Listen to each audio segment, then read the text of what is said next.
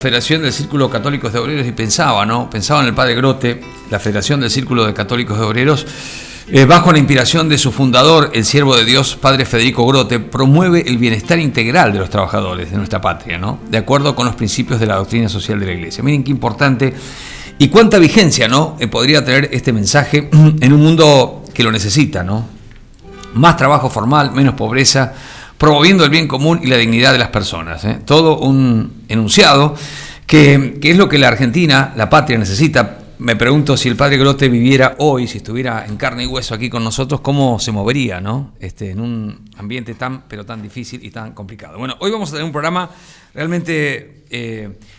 pensaba en los temas que hablábamos recién con Felipe, el tema de la eutanasia.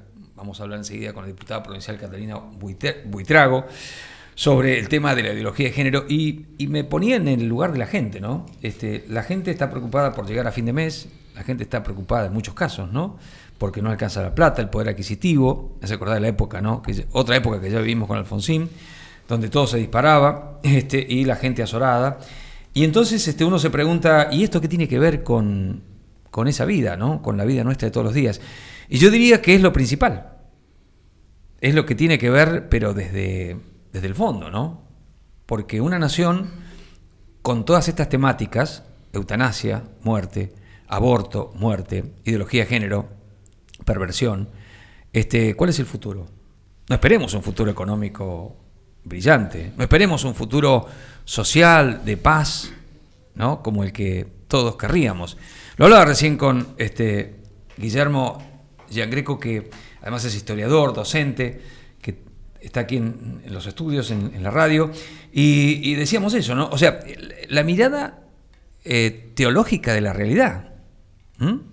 Ese análisis no se hace, eso no se ve, y si eso no se ve, no vamos a poder salir nunca, Es lo que, diríamos de sentido común. Es una opinión subjetiva, Pero también me parece que si hay normas o leyes que van en contra del orden natural, en contra del creador, y lo que venimos diciendo siempre, ¿cuál es el futuro nuestro? Pasa en nuestras vidas.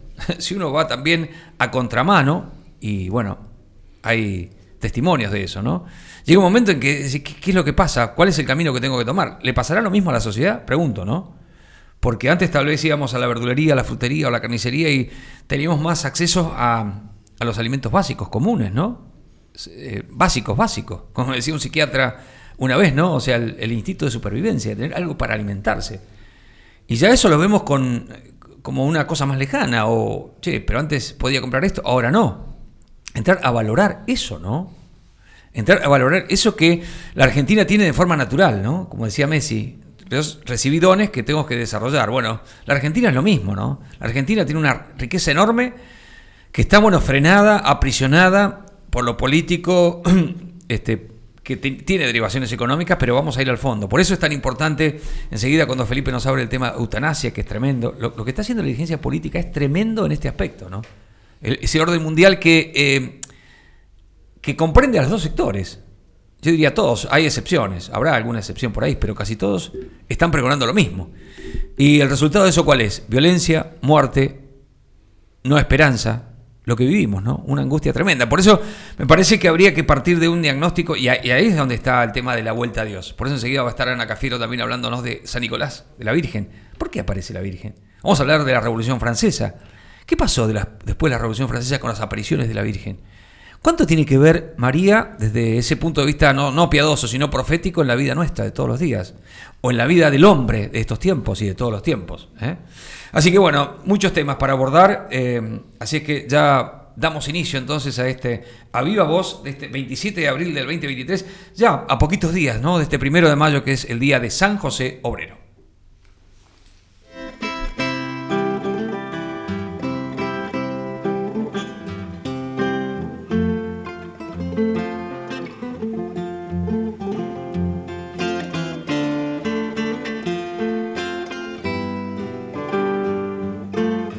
Bueno, por eso ahora saludo a Marquitos Vidal Adorna, y también seguimos a estar, Marcos, con un audio de Vox, que Abascal, el titular de Vox, le habla al presidente español, Pedro Sánchez, y se las canta muy claras, ¿no? O sea, esto traído a la Argentina es más o menos parecido, ¿no? Casi lo mismo. ¿Cómo estás, Marcos? Buenas tardes. ¿Cómo te va? Buenas tardes, Rolando. Y bueno, la verdad es que a mí me encantaría tener un político con los cojones del tamaño del tipo de Vox, ¿no? O sea, Santiago Abascal.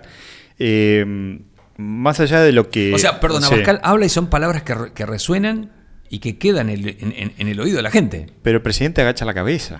No es que, o sea, pasan desapercibidos. A mí me encantaría esa potencia con otros temas, ¿no? O sea... puntualmente, me gustaría escuchar esto y hago una analogía con Iron Mountain, si les parece. Ah, dale. ¿Vamos adelante? Vamos, Dani.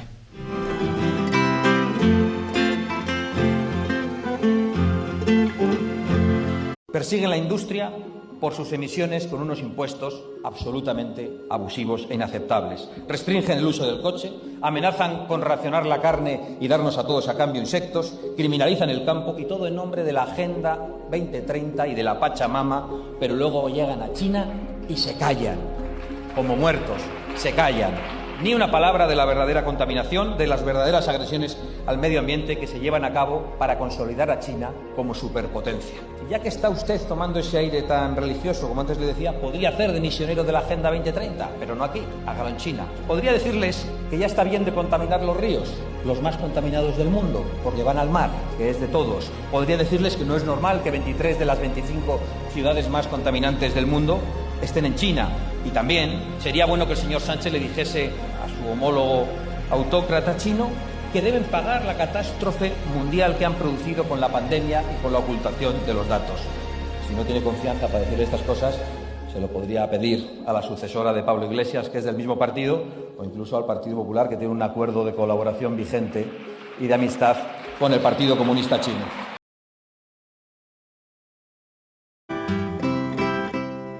Qué impresionante cómo el mundo se va dividiendo muy claramente, ¿no? Qué potencia, ¿eh?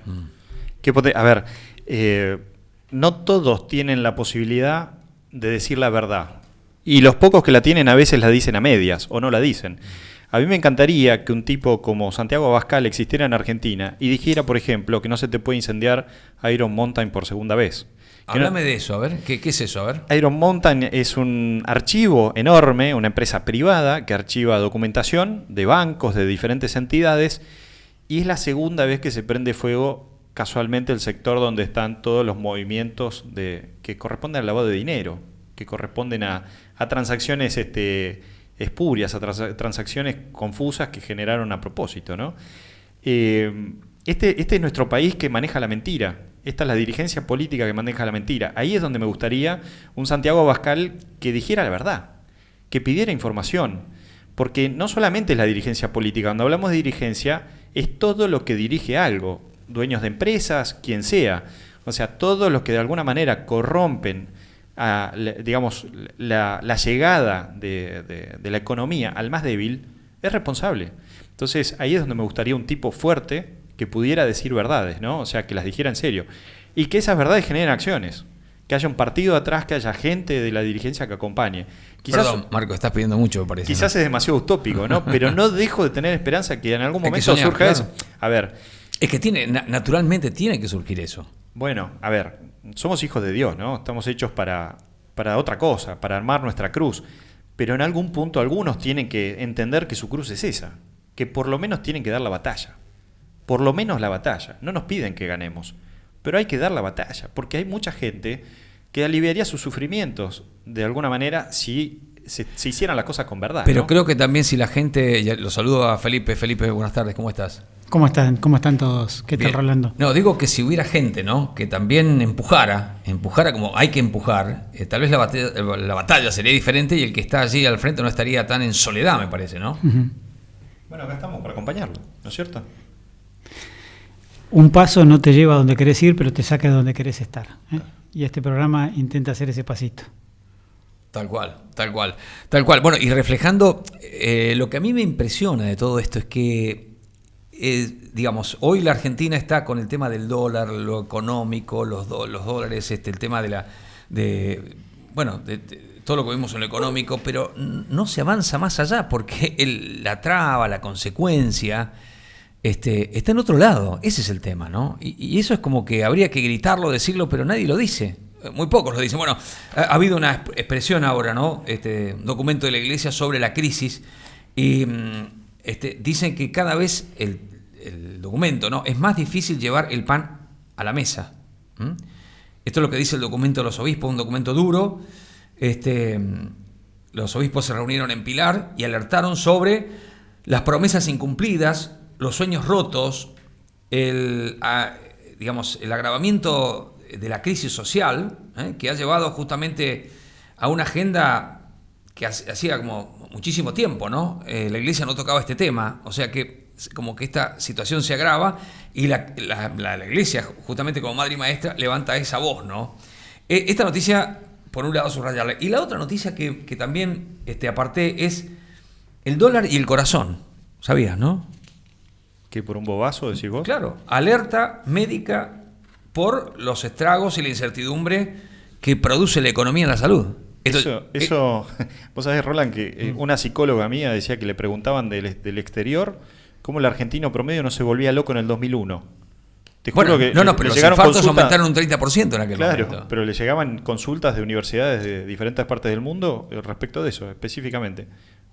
Así que sí, tiene que ver, obviamente. Bueno, entonces ya es un tema de salud, es un tema de estado de ánimo, es un tema de social. Bueno, es un tiempo que vivimos especial. Así que bueno, seguimos vamos a estar con la diputada provincial Catalina Buitrago, hablando, Marcos, sobre las iniciativas que ha presentado para terminar con la ideología de género. Exactamente, son 10 proyectos. Esta política de 31 años, madre de 4 hijos, que bueno, la verdad tienen coraje importante, ¿no? La idea de ella es atacar todas las leyes que tengan una difusión obligatoria de la ideología de género. Bueno, ella después va a explicar un poco más el concepto detrás de los proyectos de ley, ¿no? Pero son un total de 10 proyectos de ley que presenta específicamente atacando esas cuestiones. Así que en unos minutos la tenemos conectada explicándonos esto, ¿no? Y la verdad es que, bueno, ves, hay un poco de esperanza dentro de la política, de gente que todavía le está poniendo el cuerpo, ¿no? Bueno, y hoy veía 2 noticias que digo, el mundo está cada vez más loco, ¿no? 2 hermanos que tienen hijos y que se quieren casar, ¿no? Y otra, chiquito que había nacido también por influencia de un robot, ¿puede ser? Sí, ahí un empresario argentino, Martín Babsarski, que es un eterno emprendedor al cual yo de chico seguía hasta que leí la noticia de hoy, un tipo que siempre está viendo oportunidades de negocios. Armaron una máquina para hacer fertilización in vitro en serie. Y entonces yo en un momento decía, pero ¿cómo estos tipos están masacrando cuántos chicos con aborto y hacen una máquina para...? Decía que querían subir, como si te dijera, de 3.000 fertilizaciones in vitro mes a 30.000 las fertilizaciones. Y yo digo, pero loco, métodos naturales, hay tantas cosas que se puede hacer para la fertilización. Además, tantos óvulos, ¿a dónde van a ir a parar? O sea, ¿cuántas fertilizaciones van a tener éxito, no? Porque no se olviden que la concepción y la fertilidad es un milagro, literalmente es un milagro de Dios, constante. Entonces, bueno, esto del hombre como Dios, de la máquina inventada por el hombre como Dios, la verdad que no me cierra, no me cierra por ningún lugar. Además es un peligro, honestamente, para mi punto de vista. No tiene un buen destino, claro. No, para nada. ¿Cómo era eso de que, yo no lo leí, 2 hermanos que se quieren casar? Tal cual, lo tengo acá, mire. Esas son las notas de nuestra querida amiga Giselle, una brasilera importada que, bueno, tiene unas notas así, son como las notas pero amarillistas, pero rozando el morbo absoluto siempre. Pobre, no quiero ser malo con ella, pero la verdad es que todas las noticias que presenta son así. Está siendo descriptivo, no malo. Y bueno, tiene esta cuestión como que rompe tabúes, pero en realidad la verdad es que son cosas tiradas de los pelos siempre, ¿no? Mamita. Así que bueno. Bueno, aparece aquí la foto, ¿no? Son hermanos, se enamoraron, tienen 2 hijos y luchan para que les permitan casarse. Ana y Daniel Parra. Son hijos del mismo padre. Quisieron tener una relación de hermanos, pero era forzado. Bueno, no quiero seguir, simplemente dije el título, ¿no? Para no meternos más profundamente. Pero claro, exactamente. Pero esto pasa. Felipe, qué locura, ¿eh? Sí, pero millones de parejas de varón y mujer se enamoran también. Es decir, son gotas que intentan realzar y transformar. Miriam nos explicó muchas veces esto. Se coloca en los medios, se intenta normalizar para que después adquiera la categoría de derecho. Tal cual. Así que... Bueno, Felipe, ¿qué tenemos hoy? Hoy, un programa muy cargado, muy interesante, no se vayan, ¿eh? Bueno, seguimos aquí en A Viva Voz por Radio Grote. Bueno, seguimos charlando, ya vamos a estar con Cata Buitrago, entonces diputada provincial, vamos a estar con Guillermo Giangreco también, hablando un poquito de la Revolución Francesa y de esto que es claro, ¿no? Porque uno escucha hablar de la Revolución Francesa y la fraternidad y demás, pero claramente en contra de la fe católica. Totalmente. Es que lo que pasa es que nosotros tenemos como grandes hitos de la historia, pero no la conocemos. No sabemos qué eran, entonces todos nos llenamos la boca de la Revolución Francesa y de la ¿cómo es? Revolución Industrial y bueno, pero ¿qué significó eso, no? O sea, todo lo anterior era malo, todo lo que estaba antes era un desastre o era muy bueno y de alguna manera lo quisieron voltear. O sea, bueno, ese tipo ese nivel de detalle lo vamos a ver con Guillermo, ¿no? Pero bueno. Sí. Bien, estamos en comunicación ahora con la diputada provincial Catalina Buitrago. Era lo que decíamos recién en la apertura, pero la saludamos. Diputada, ¿cómo le va? Buenas tardes, Rolando Vera y equipo la saluda. Hola, buenas tardes, Rolando, ¿cómo estás? Bien, gracias por atendernos. Gracias a ustedes. Bueno, decíamos en la apertura que se busca una solución o una salida al país en lo económico, en lo social, en lo político, y cuando uno ve el tema del aborto, cuando vemos la ideología de género, cuando vemos todas estas leyes que se van implementando en contra de un orden natural, o de un orden del creador, si se quiere, no vamos a salir nunca. ¿Qué están haciendo ustedes, y usted en particular, sobre este tema, ideología de género? Bueno, particularmente, como sabrán, es una agenda que es transversal a todo partido político, ¿no? Está muy presente en todos los ámbitos de la política, es impresionante, y la verdad que uno lucha bastante a contracorriente, pero bueno, yo fui presentando a lo largo de estos años, cuando arranqué, presenté muchos proyectos. Para que se den una idea, todos los años presenté la declaración del Día del Niño por Nacer y hacemos declaración de cualquier cantidad de días que se reirían durante horas y la del Día del Niño por Nacer nunca la trataron, ¿no? Entonces este año agarré un paquete de leyes de ideología de género que se han presentado y en realidad sancionadas de la Cámara, que no solamente hay una bajada ideológica muy fuerte, sino recurso humano del Estado, plata del Estado en esta situación, como vos decís, y presenté su derogación, ¿no? Un poco yo termino mi mandato este año y la conclusión que saco, además del fuerte lobby internacional, ¿no?, que hay sobre este tema, más que crear leyes nuevas hay que derogar, ¿no? Entonces, un poco en esa línea es que estoy luchando para derogar estas leyes que, te digo la verdad, con mucha sinceridad, por ahí seguramente yo no lo logre, pero bueno, tengo la esperanza de que quienes vengan después y si las cosas empiezan a cambiar un poquito, se puedan tratar, ¿no? Perdón, estamos hablando, Cata, ¿estamos hablando de a nivel provincial o nacional? Provincial. Yo estoy en la provincia, sí, pero más allá de que son temas muy nacionales, en muchas de estas leyes piden a las provincias que se adhieran, ¿no? Por ejemplo, para que se den una idea, todos los años, todos los empleados de la Cámara tienen que capacitarse contra las masculinidades, después por la ley Micaela, que ley de ideología de género, digamos, está muy presente en la provincia también, ¿no? Claro. Ahora, qué locura esto, ¿eh? ¿Por qué crees que se avanza por una cuestión económica, ideológica, de un orden, está impuesto, yo no puedo hacer nada, la Argentina no puede hacer nada, o muy poco? ¿Por qué? A ver. Mira, ¿por qué avanza? Yo creo que, mira, esto es una batalla cultural, ¿no? Sí, sí. Yo siento que la batalla la perdimos por ahí en el ámbito, sobre todo de la universidad, de la formación, ¿no? Entonces yo creo que ya vienen estas nuevas generaciones, un poco la mía, yo tengo 31 años, miren ya de base, ¿no? Con la cabeza muy llena de todo esto, y después, y me lo han reconocido, hay muchos que te dicen, y esta es la que va, ¿no? Durante muchos años sentían que eso era lo políticamente correcto. Creo que hoy un poco eso se ha ido, la gente se ha ido animando a expresar otras cosas y se ha ido corriendo, ¿no? Y se ha ido destapando, digamos, un velo que empezó a mostrar un montón de gente que no es tan así, ¿no? Y mismo hasta diría gente que por ahí me está pasando mucho, ¿no? Con el tema ideológico, hay gente que me dice, mira, yo no sé si estoy tan en desacuerdo con la ley Micaela. Sí estoy en desacuerdo que con este hambre se gasten los millones que se gastan en esa capacitación, ¿no? Claro. Lo que a mí me impresiona, Catalina, a ver cómo lo ves vos, es que lo que hablábamos recién en la mesa aquí con Felipe, con Marcos, es que no se vea que eso tiene un efecto, que no es algo donde no pasa nada. Cuando implementamos hay una consecuencia. Mira, la ley Lucio, bueno, la ley no, lo que pasó con Lucio Dupuy es un claro ejemplo que se llevó la vida de un pobre chico de lo que es esta famosa perspectiva de género en la justicia, ¿no?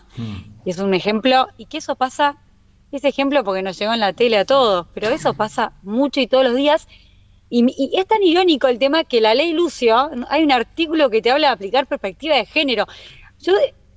Para mí hay que aplicar justicia y la justicia es una y es bien aplicada, como te decía antes, la derogación, no hay que agregar ninguna perspectiva. Pero si vamos a hablar de perspectivas que tanto les gusta, entonces, empecemos a hablar de una perspectiva de familia. ¿Sabes qué? También me fui metiendo mucho con el tema de la adopción, ¿no? Como una contracara al aborto. Y es impresionante y me fui juntando con muchos actores de distintas instituciones de familias de tránsito, con gente de la justicia, de la defensoría, bueno, un montón.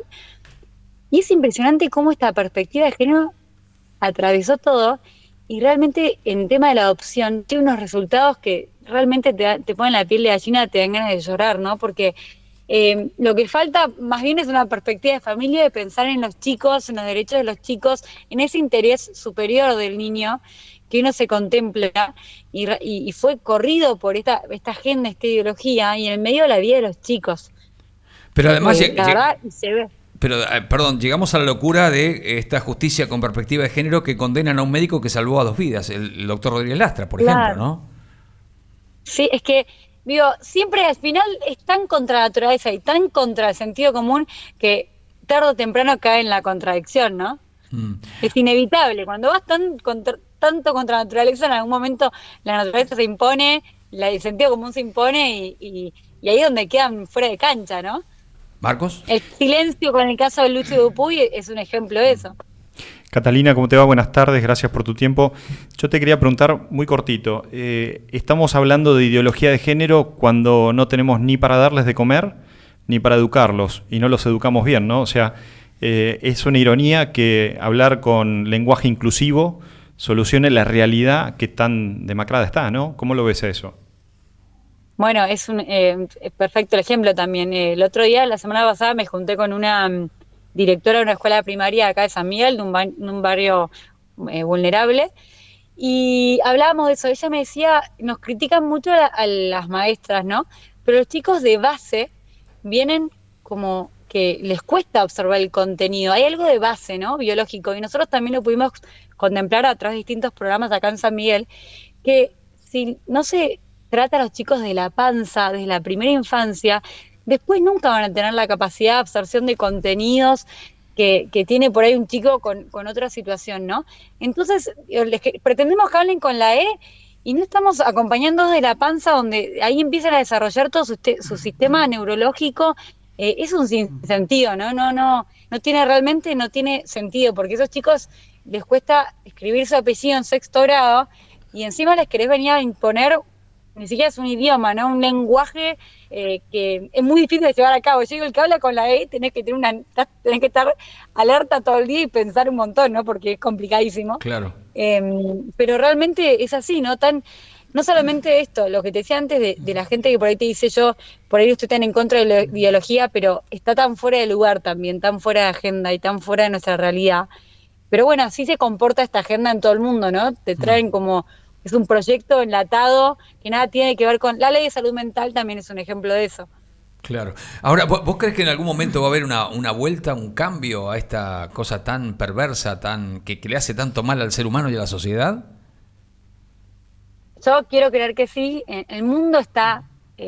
hoy el programa de natalidad que tienen en todo el mundo es impresionante. Mirá las protestas que tiene Macron en Francia por tienen que cambiar el sistema de jubilatorio, digamos, y por eso un tema de natalidad que está muy, muy complicado en todo el mundo.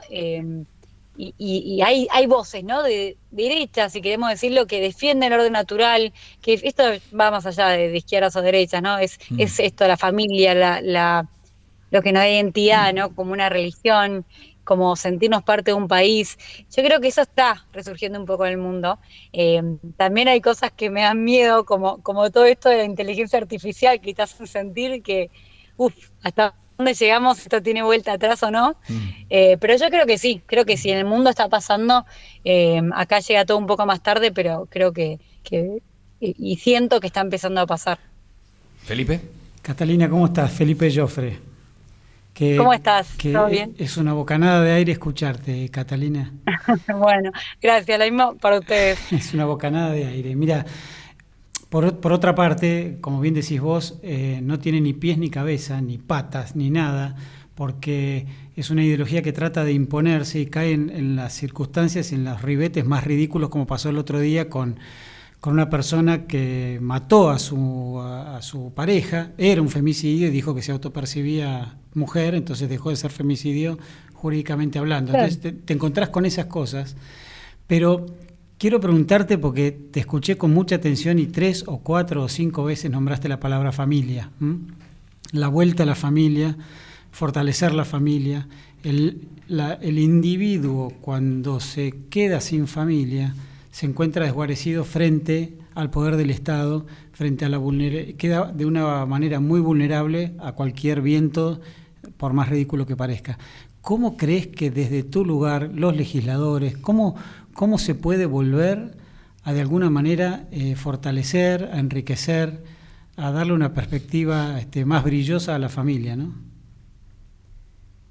Bueno, lo primero, que en la situación que describiste de la familia, por ponerte un ejemplo, el tema de la droga. Y yo lo que estoy notando mucho es que, claro, se rompió la familia, que era eso que decías vos, el sostén, ¿no? Y mirá las consecuencias, cuando hablábamos también antes de las consecuencias de esa ideología.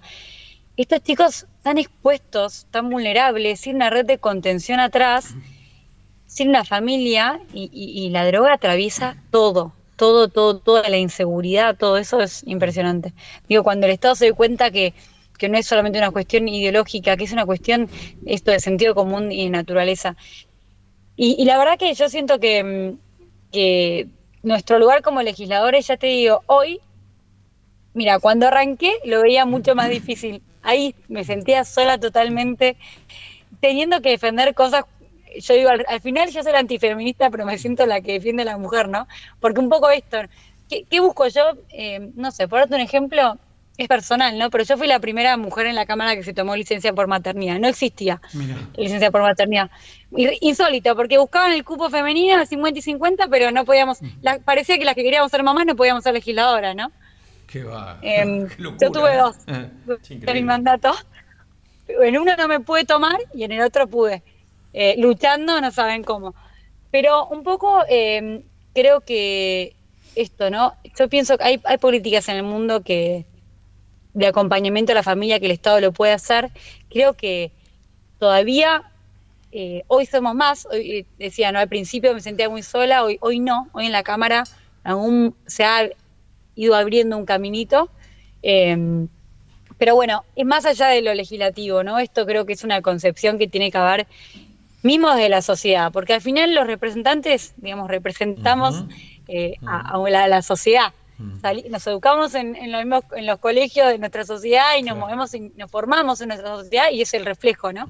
Y un poco es esto de todos, volver al lugar de la familia, que realmente es esto, darnos cuenta de los estragos que causa una sociedad sin familia, como la droga, como estas nuevas corrientes que vivimos todos los días, ridículas, como decíamos recién. Pero bueno, creo que es un caminito que uno va. Si me decís yo que dejé en la legislatura, o que voy, y bueno, este lugar de defender la familia, creo que ha despertado en la Cámara, siempre, viste, ya ocupo un lugar en esto, y ya se están sumando otros con su propio lugar, no a lo mío, ¿no? Sino con estas ideas, y es a poquito, creo que es a poquito, y tiene que ser desde la sociedad y también desde el Ejecutivo, ¿no? Es muy difícil, pero yo creo que se puede. Y generar conciencia además. Miriam. Sí, buenas tardes. Habla Miriam Mitrese. Mira, estás? Justo fuiste al punto donde yo quería ir, ¿no? Justo cuando vos estabas hablando porque quizá va más a lo personal, ¿no? Porque uno Sí. escucha todo el tiempo hablar mal de los políticos y suponer o presuponer que todo tiene alguna razón medio oculta y de conveniencia. ¿Cómo te sentís vos tratando de lidiar con eso que se piensa y por otro lado llevando tantos temas que son contraculturales ahora? Porque en sí estás tocando temas que son muy políticamente incorrectos. ¿Cómo te sentís personalmente? ¿Te sentís acompañada? Mira, con respecto a lo primero, yo desde chiquita, yo decía que quería ser presidente, ¿no? Realmente lo vivo como una vocación, muchas veces como una vocación que a veces decía, bueno, me hubiese gustado que me guste otra cosa, ¿no? Porque es difícil justamente por esto que decís. eh, pero bueno, yo lo vivo eso, como una vocación que muchas veces entra en pugna con mi otra vocación, que es la de la familia, la de ser mamá. Yo tengo 4 hijos. eh, pero bueno, sí, uno a veces lo sufre, pero yo me voy a dormir muy tranquila la noche y esto y lo uno con lo segundo, ¿no? Yo sé, o sea, yo estoy ahí porque para defender determinadas ideas. Y si me echa la política, yo no voy a dejar la política porque, como decía, es mi vocación, pero la política como bien entendida, ¿no? Hoy los políticos en Argentina, la política es algo malo. La política, como lo que significa esa palabra, tengo muy en el norte eso, que es difícil y sobre todo en este país, pero lo tengo siempre presente.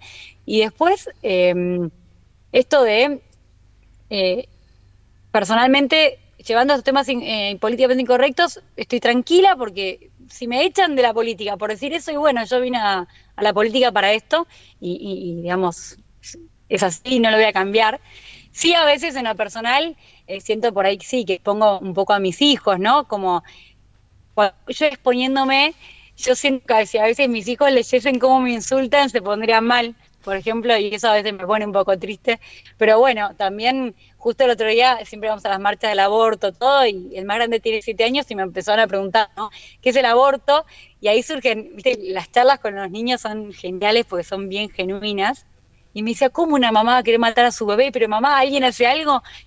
Y lo miré y bueno, yo sí, yo intento hacer algo en mi trabajo. Cuando ves que ahora me encerré en el auto, viste, salí en la peor hora, y digo, cuando ves que mamá se va o algo, y yo estoy luchando para que esos bebitos no se mueran, Claro, ¿no? claro. Entonces, bueno, es un poco, y también me pasa que cada hijo que nace es como que digo, bueno, se me complica más, pero al mismo tiempo digo, no, pero tengo más responsabilidad porque no puedo dejarles esto Claro. así a ellos. Un granito de arena, probablemente yo no cambie nada, pero bueno, un poco pienso en esas cosas y vale la pena, aunque cueste, vale la pena. Carlos. Buenas tardes, Catalina. Te saluda Carlos Lorenzi, un gusto. Hola, ¿cómo estás?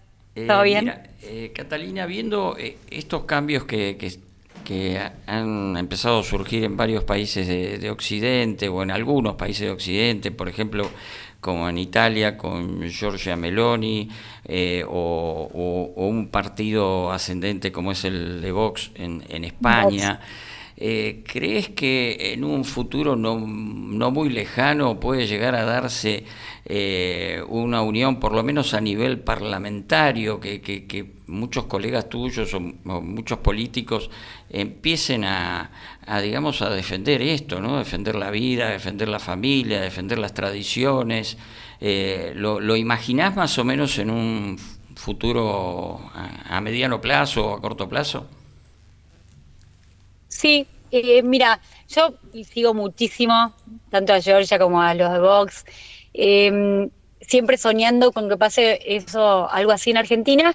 Siento que viéndolo, no viendo nuestra sociedad, y asumí que la idiosincrasia europea y americana son muy distintas, ¿no? Entonces, si me decís que se va a dar un proceso como el que se dio en Italia y como se dio en Vox, y no exactamente igual, pero sí siento, como decía antes, que algo se ha ido despertando y creo que, totalmente creo que se puede empezar, se está empezando a armar un frente así. Creo que no hay que ser ansiosos, que es esto de ir ocupando. Mira, a mí y esto no es una autojustificación para nada, ¿no?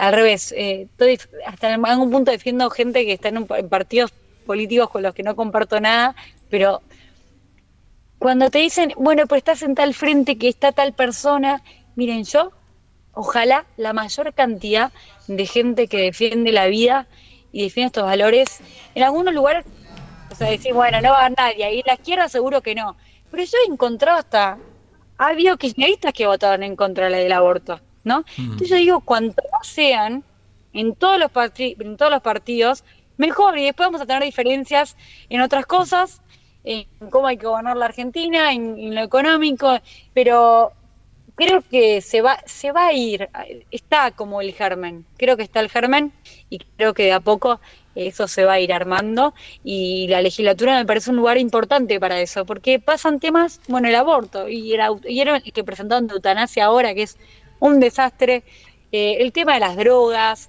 hay un montón de esas cosas que creo que fueron poniendo la semillita para que eso pueda pasar en el mediano plazo. Claro, un mundo al revés que está sufriendo ese revés, ¿no? Así que bueno, Catalina, claro. Muchas gracias por tu testimonio, por tu aporte, felicitaciones. Bueno, y acá tenés también algunos adherentes, pequeñitos, medianos, lo que sea, pero desde la comunicación acompañando algo que es necesario y que es a favor de todo, no contra nadie. Sí, Miriam. No, que ojalá Totalmente. Se le cumpla el deseo de Chica de ser presidente. Está cual. Sí. Bueno, Cata. Ahora digo que era un chiste. Ahora que conocí era un chiste, quería ser presidente. Acá hay 5 votos, Bueno. Chao, Catalina. Bueno, muchísimas gracias. Que tengan buenas tardes. Un cariño especial. Chao. Almas con historia. Pero agradeciendo el buen clima. Exactamente, y agradeciendo también las personas que ya están. Los miércoles, de 18 a 20, Almas con historia. Canciones e historias de vida contadas por sus protagonistas. Almas con historia. Conducción Marisa Musi y Víctor Balseiro. Almas con historia por radiogrote.com. Un espacio de comunicación y participación a través de temáticas culturales y tecnológicas, contribuyendo a la formación social, cultural y espiritual de la audiencia. Compromiso periodístico. Conducen Alberto José Mier Torre, Daniel Álvarez y Adrián de Ángelis. Compromiso periodístico. Lunes, 19 horas, por radiogrote.com. Una hora en la que la identidad y misión de la familia se expresa en lo cotidiano. Todos los jueves, desde las 13, nos disponemos para hablar sobre los temas que son importantes para todos. Te esperamos ahí, en Modo Familia.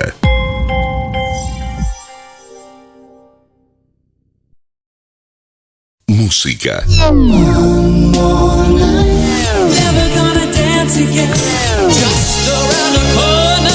Y algo más. Conduce Claudia Porceli. Todos los viernes 18 horas, 60 minutos de buena compañía y muy buena música. Y algo más.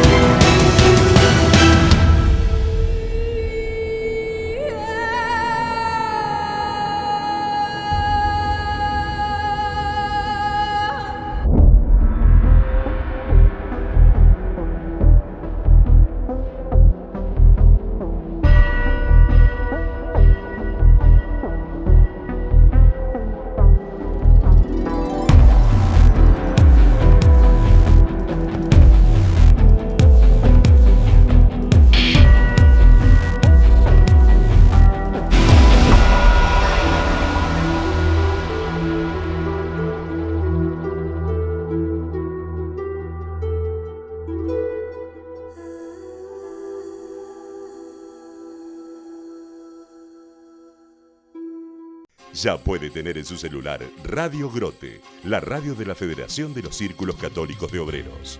Descargue la aplicación de Radio Grote desde su Play Store y disfrute las 24 horas con buena música, programas con valores, informaciones y mucho más. Sea parte de la comunidad de Radio Grote, la radio de los Círculos Católicos de Obreros.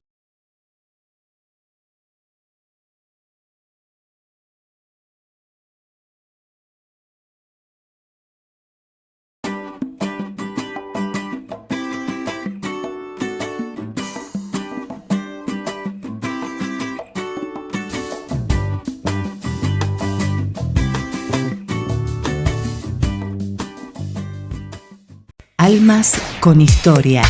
Pero agradeciendo el buen clima. Exactamente, y agradeciendo también todas las personas que ya están Los miércoles, de 18 a 20, Almas con historia.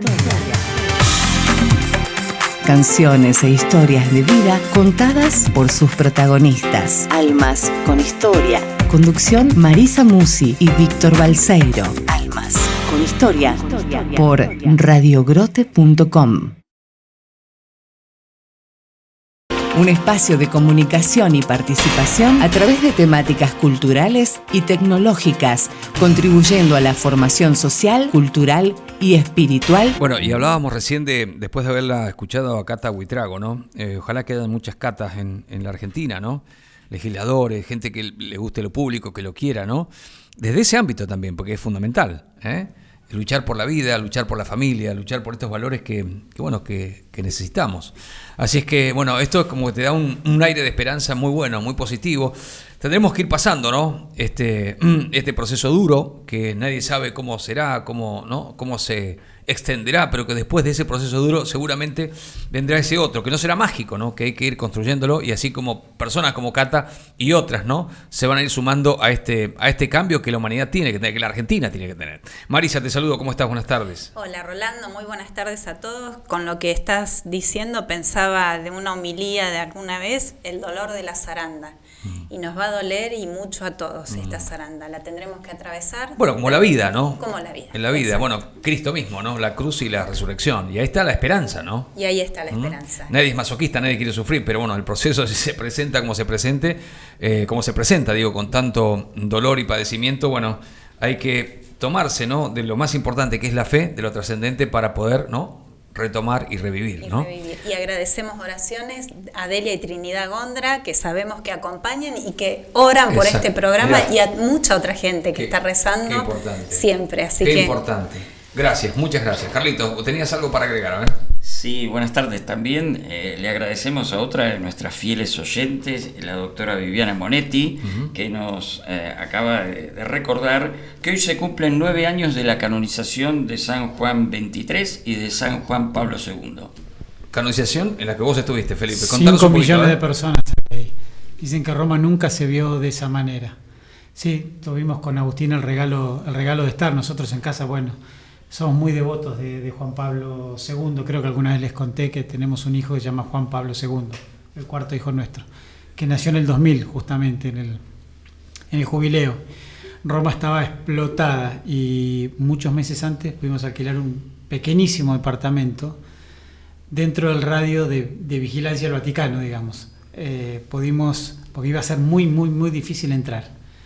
Entonces alquilamos un pequeño departamento a 3 cuadras del Vaticano y después conseguimos entradas adentro. Estuvimos adentro, fue un regalo de Dios. Estar en la canonización de Juan Pablo II, canonizado por un papa argentino recientemente electo. Fue inolvidable. Bueno, yo recuerdo en 1983, época de Alfonsín, cuando me tocó ir por Radio Rivadavia a Roma. Y justamente llegaba Alfonsín, llegaba al aeropuerto, y ese día los empresarios iban a verlo al Papa. Y entonces me dijeron, venite con nosotros. Yo tenía un paraguas, llovía ese día, así que bueno, paraguas iba, ¿no? Y le grabé un saludo a Juan Pablo II, que era una cosa impensada, ¿no? Porque me empujaba. Yo le hablé en italiano, 2 palabras, y él me contestó en español, para todo el pueblo argentino, una cosa impresionante. Lo pasé con la red, con esto de la red, un saludito de Juan Pablo II, era una cosa impresionante, que un papa te dijera, ¿no? 2 palabras. Bueno, esa es la anécdota, ¿no? Y dicen que después de eso vino mi conversión. Dicen algunos. Y una pequeña anécdota de aquella vez, bueno, al día siguiente de la canonización, Roma estaba absolutamente explotada, ¿no? Me levanté muy temprano y me fui al Vaticano, que abre a las 7 de la mañana. Pero era como pensar un Boca River adentro del vestuario, era una cosa de locos. Y en un momento, yo quería llegar a la tumba de Juan Pablo II, olvídate. Bueno, un soldado dice, el contingente chileno, ¿dónde está? Y levantan unas manos unos tipos que estaban pegados al lado mío, y yo levanté la mano. Me metí con 15 chilenos y tuve misa privada en la tumba de Juan Pablo II.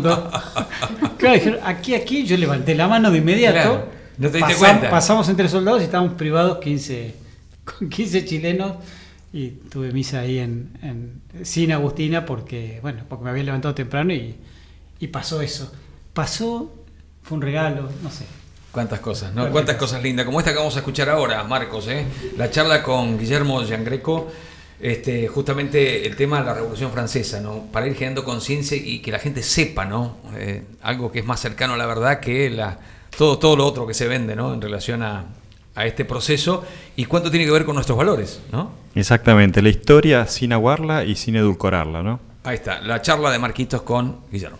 Bueno, y estamos en A Viva Voz en esta tarde buscando datos de la historia, buscando momentos de la historia que vayan reflejando la verdad de lo que vamos viviendo. De alguna manera, lo que nosotros vivimos hoy día es reflejo del pasado, de lo que se ha pensado en el pasado, de lo que se ha vivido en el pasado, y en ese punto está la Revolución Francesa. La Revolución Francesa de 1789, en esa sociedad convulsionada de ese momento, por detalles históricos propios de la época, se gestó bajo el lema libertad, igualdad y fraternidad, toda una corriente a nivel mundial que nació de una revolución. Y esa revolución tuvo un montón de consecuencias en nuestras vidas, incluso hoy día. Y para poder hablar de esos temas estamos en presencia de Guillermo Giangreco, historiador, docente, padre de familia y abuelo también, y vamos a tratar de encarar con él qué significó la Revolución Francesa. Buenas tardes, Guillermo, ¿cómo te va? Gracias por tu tiempo. Buenas tardes, Marcos. Muchas gracias. Gracias por invitarme. Bueno, Guillermo, a ver, ¿qué es la Revolución Francesa? O sea, la gente habla de la Revolución Francesa como si fuera un punto en la historia, pero quizás no tiene profundidad o no entiende qué significa la Revolución Francesa para nosotros, ¿no? En nuestras vidas, sobre todo para nosotros como católicos, ¿no? Sí, bien decís, la Revolución Francesa es un hito importantísimo en la historia, sobre todo de nuestra civilización, la civilización occidental, otrora también llamada civilización cristiana, occidental y cristiana. Fue uno de los hitos, una de las grandes revoluciones que ocurrieron en el transcurso de la historia, que forman parte de un proceso que viene de larga data, un proceso que muchos autores definen como el proceso de desintegración de la cristiandad. La cristiandad, que es la época que normalmente la asociamos a la Edad Media, la mal llamada Edad Media, y que se desarrolló en nuestra civilización, en Europa principalmente, durante prácticamente unos 10 siglos. Con 3 de esos siglos, los últimos, el 11, el 12 y sobre todo el 13, donde llega, digamos, a su culminación, ¿no? Culminación como apogeo. Durante a partir del siglo XIV comienzan a aparecer una serie de hitos, de nuevas formas de pensar, nuevas corrientes filosóficas que van haciendo de la cristiandad, la van como aguando, la van hostigando, ¿no? Entre muchas cosas tenemos principalmente el nominalismo, luego la rebelión protestante y más avanzado el tiempo para llegar a esto que me preguntas, en el siglo finales del siglo XVIII se va a producir la Revolución Francesa, que verdaderamente es una revolución. Creo que fue la revolución más importante de la humanidad. ¿Por qué digo esto? Porque es una revolución que en su verdadero sentido, ¿no? Porque el concepto revolución significa poner patas para arriba todo, ¿no? es algo subversivo, subvierte los valores, lo que debe ser y que iría, digamos, como más importante en una sociedad, pasa a ocupar el último lugar y lo menos importante pasa a ocupar el primer lugar, ¿no? Subvierte todos los valores de la sociedad. Por eso es que ahí comienza con esta revolución, fruto de unas ideas filosóficas que también se vienen incubando desde principios del mismo siglo, del XVIII, que es la corriente iluminista, cuyo vehículo principal fue una asociación secreta, que incluso actúa en nuestros días, que es la masonería, enemiga de la Iglesia, declarada enemiga de la Iglesia, por más que muchas veces ellos declamen lo contrario. Ellos autodenominan los libres y amistosos masones. Claro, sí, porque manera, ¿no? ellos creen en, digamos, en una libertad, en una fraternidad y en una igualdad, que es el propio lema de la Revolución Francesa, pero completamente desvirtuada.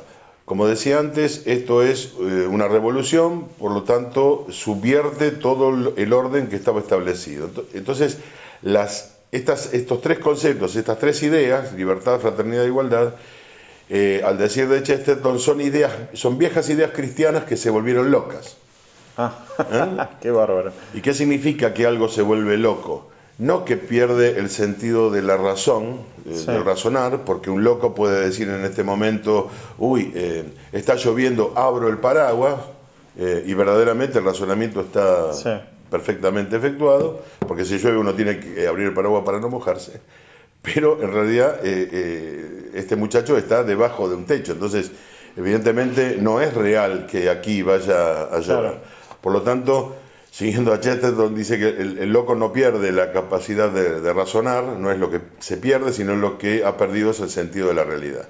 Entonces estas ideas de libertad, fraternidad e igualdad, o la muerte, como se completa...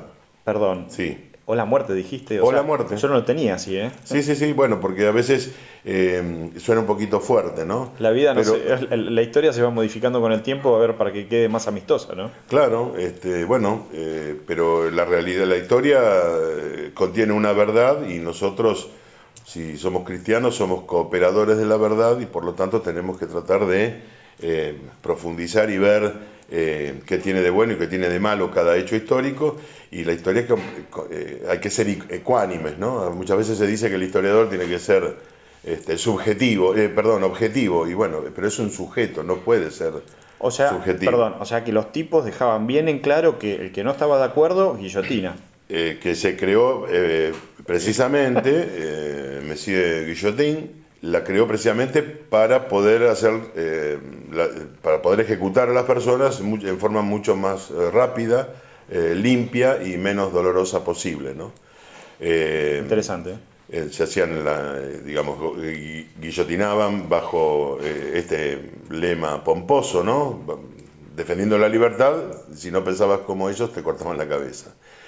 Entonces, siguiendo el hilo de la conversación, estas ideas iluministas que te decía antes van cambiando la cultura, ¿no? Van transformando como si fuese un gas que va penetrando en el ambiente y se va intoxicando, ¿no? Ese ambiente, ¿no? Es el viejo cuento de la rana en el agua, y al cual son ideas que van penetrando digamos, la cultura, y la van enturbiando y la van nublando, y la van cambiando, ¿no? Y eso es lo que tiene la revolución, que fue un proceso, no es algo que alguien se levantó un día y dijo vamos a hacer la revolución, sino que es todo un proceso que tiende principalmente a ir en contra de los derechos de Dios, ¿no? Porque la Revolución Francesa es esencialmente una revolución religiosa. Fíjate, por ejemplo, que entre las primeras medidas que se tomaron no fueron medidas que iban en contra de la monarquía, ¿no? De Luis XVI, que era el rey en ese entonces, sino que las primeras medidas fueron en contra de la Iglesia. Entre ellas vamos a destacar lo primero, que es lo que pasa siempre, es la expropiación de los bienes religiosos, ¿no? Esto nos pasó acá también, ¿no? Sí, acá con Rivadavia en su momento, pero también ha pasado después con Enrique VIII, cuando surge la Iglesia Nacional Inglesa, el anglicanismo también, los nobles no querían echarse atrás, y esto es algo que sucede habitualmente en las revoluciones, como por ejemplo surgió acá en la época de Rivadavia, ¿no? Enseguida se apropian de los bienes del clero. Pero bueno, la Revolución Francesa no quedó solo ahí, también vinieron otras medidas más profundas, más graves, como es la supresión de los votos religiosos, ¿no? Eso significa taxativamente suprimir las nuevas órdenes, porque ya no se puede, ya no pueden entrar a las congregaciones, a las órdenes, nuevos religiosos porque no pueden profesar los votos. Y por último, como medida ya extrema, tenemos la constitución civil del clero. Porque ahí lo que se busca es romper las relaciones con la Iglesia de Roma. El Estado francés se va a hacer como el dueño de la Iglesia. Entonces ya Roma queda completamente aislada, por ejemplo, de la elección de los sacerdotes, ¿no?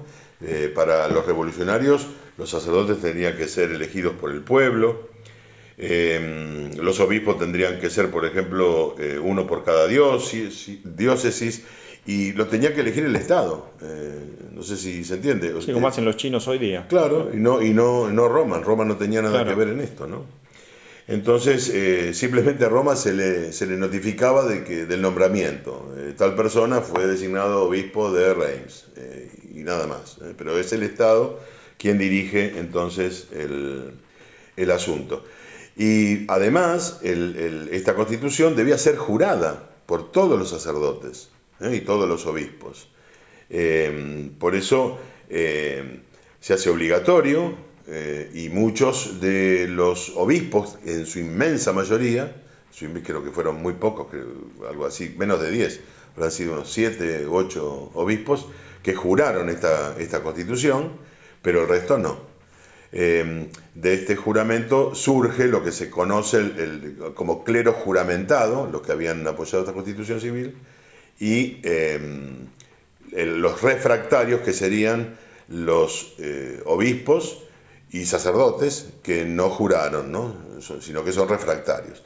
En el caso de los sacerdotes, podemos decir que refractarios, es decir, los que estaban en contra, repito, de esta constitución civil del clero, serían más o menos un 60%, un 70%.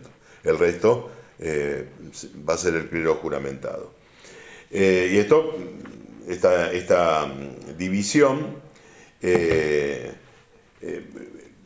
también trajo algunos problemas para la gente, porque a la gente se le imponía, obviamente, los sacerdotes juramentados, pero claro, la gente no quería eso. No quería, no, de ninguna manera, no, de ninguna manera. O sea que, perdón, acá me das pie para preguntarte, entonces, esta revolución que teóricamente viene con las ideas del iluminismo, la razón, alejarse de Dios, o sea, el principal enemigo del iluminismo en cierta medida y de la Revolución Francesa era solamente la Iglesia Católica.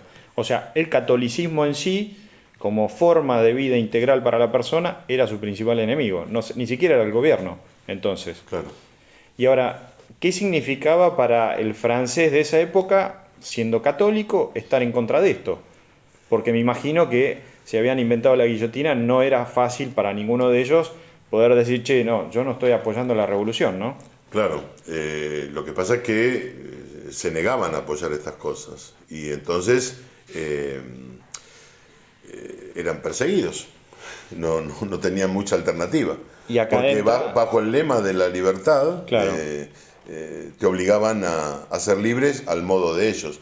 Yo decía antes que la libertad, la fraternidad y la igualdad eran ideas cristianas que se han vuelto locas, ¿no? Porque la libertad para para este pensamiento, para esta forma de pensar, es algo absoluto, no es algo instrumental, diríamos, no es algo que me sirve para hacer una cosa u otra, el bien o el mal, ¿no? Sino que la libertad pasa para qué es lo que pensamos hoy, ¿no? Es hacer lo que quiero, ¿no? Claro.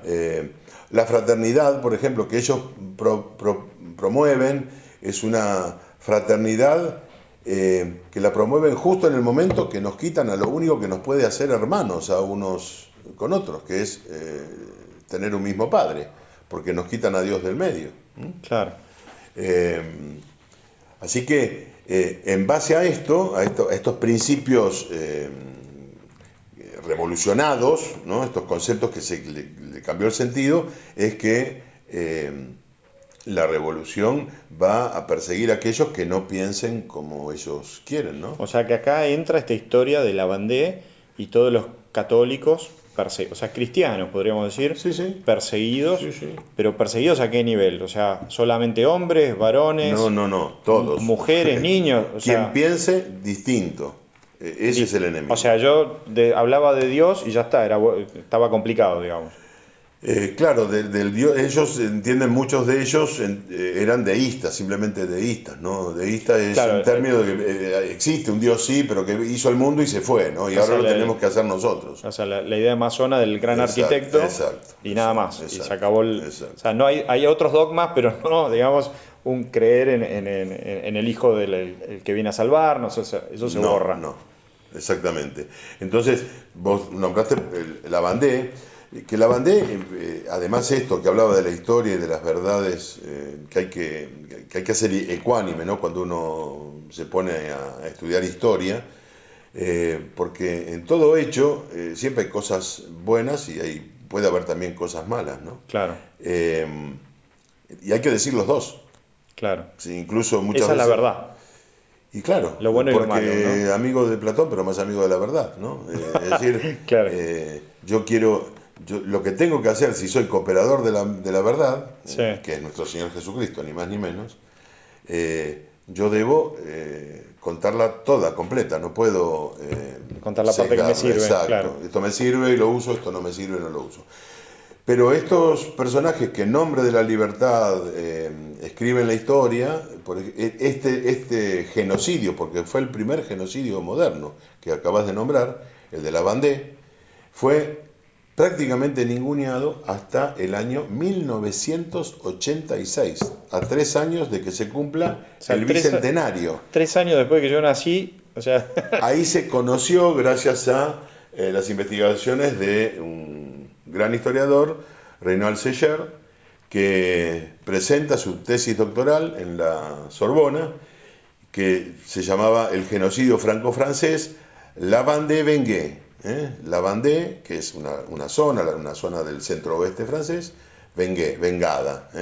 Es decir, que él saca a la luz todas las atrocidades que se cometieron en esa región de Francia, que no fue, perdóname que te interrumpa, que no fue la única. Es decir, esto es como la que más resaltaba, ¿no? Exacto, pero digamos, en Lyon, en un montón de regiones de la misma Francia, existieron estos levantamientos.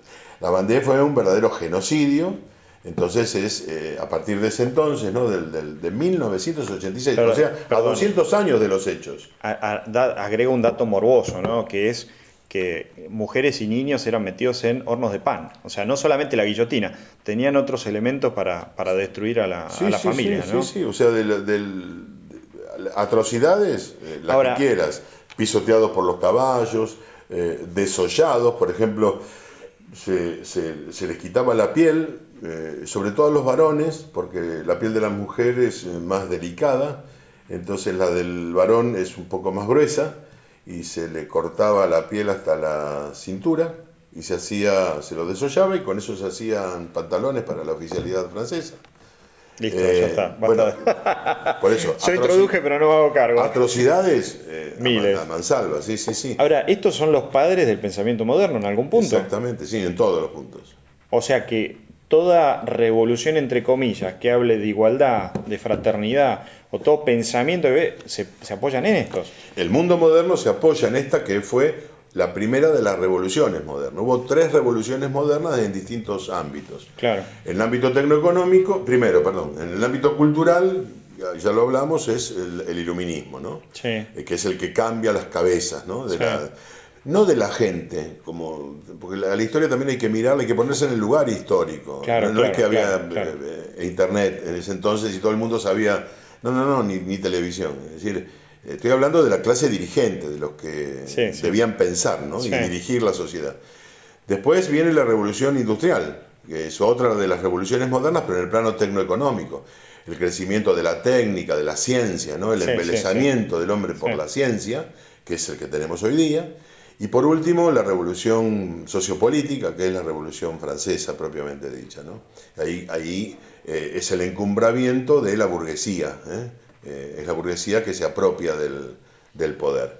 Y bueno, sus ideas son las que se van a difundir por todo el mundo, y hoy el mundo, casi todo el mundo, porque hay regiones que no, evidentemente, pero bueno, están bajo el influjo de estas... Cuando tratamos de entender por ahí la violencia de ciertos sectores de pensamiento radical de izquierda o lo que sea, en algún punto se están apoyando en esto de la igualdad, la fraternidad, la libertad o muerte. Sí, porque precisamente uno piensa y en base a cómo piensa, actúa. Entonces, en esta revolución tecnoeconómica que te hablé recién, que es la revolución industrial, ahí surge el capitalismo liberal. Y eso provoca grandes males, grandes... desórdenes, ¿no? Desórdenes, sí, porque sería muy extenso explicarlo. Quédate tranquilo que no va a ser la primera nota, te aviso. Pero bueno, digamos, la revolución industrial provoca grandes desigualdades, un pauperismo en la sociedad, la gente pierde sus campos, donde tenían su familia y cultivaban y pastaban sus animales, y tiene que ir a las ciudades a hacinarse, y bueno, esa gran desigualdad después dentro de la misma clase dirigente que tenía esa misma forma de pensar, iluminista, surge hombres que empiezan a ver esas desigualdades.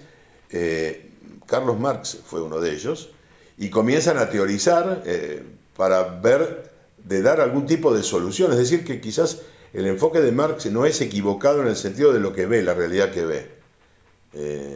Bueno, ahí tenemos, ¿no? Amigo de Platón, pero más amigo de la verdad. O sea, aunque lo haya dicho Marx, lo que él veía estaba bien visto, ¿no? Claro. Pero le erra, por tener la misma forma mentis, la misma mentalidad, le erra en la solución de esos problemas, que es la solución de su socialismo científico, como él hizo él lo denominó, ¿no? Claro. Y después, bueno, hasta la formación de la etapa comunista.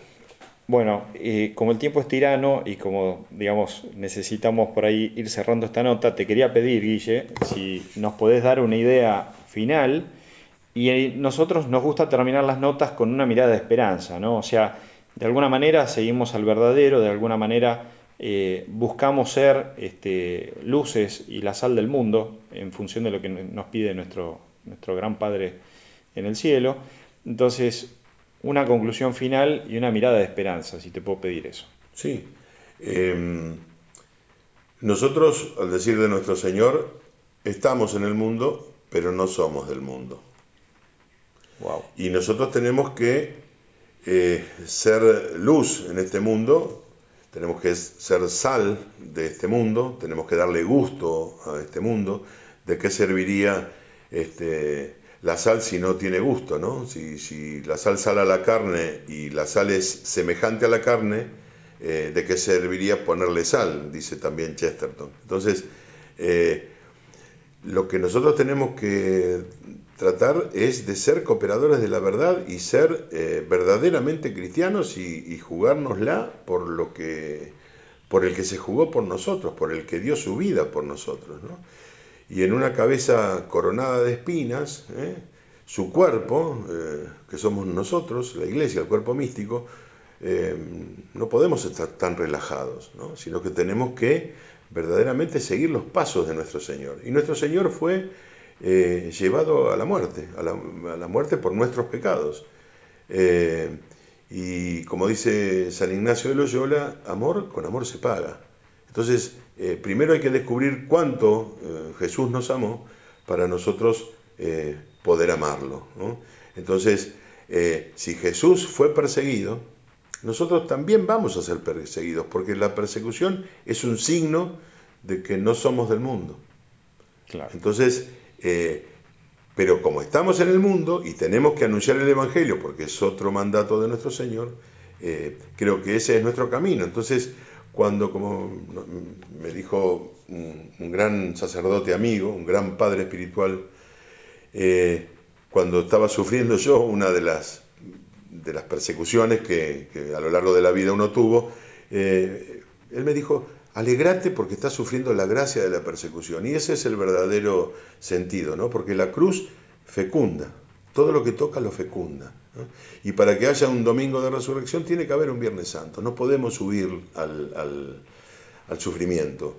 Entonces estamos en una época dura, estamos en una época en donde parece que todo se viene abajo y que las fuerzas del mal nos invaden. Bueno, nosotros tenemos que decir con nuestro Señor, fuerza, porque yo he vencido al mundo. Muchísimas gracias, Guille, y esperamos hacer una próxima nota. Y hoy escuché a la mañana en el Evangelio del Día un sacerdote que decía: cuanto más crece la iglesia es cuanto más la persiguen. Así que seguimos en esa línea y te agradecemos muchísimo. Gracias a ustedes. Seguimos en A Viva Voz por Radio Grote. Estás escuchando A Viva Voz por Radio Grote. Música.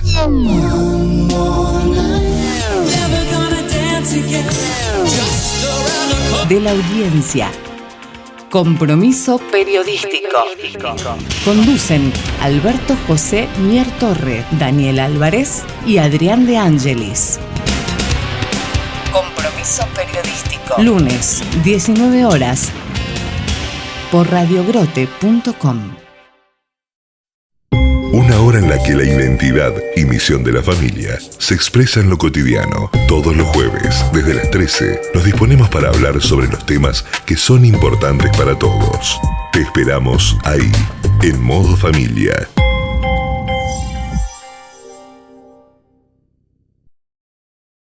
Música.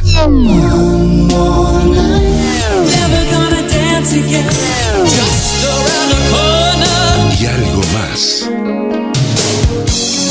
Conduce Claudia Porceli. Todos los viernes 18 horas, 60 minutos de buena compañía y muy buena música. Y algo más.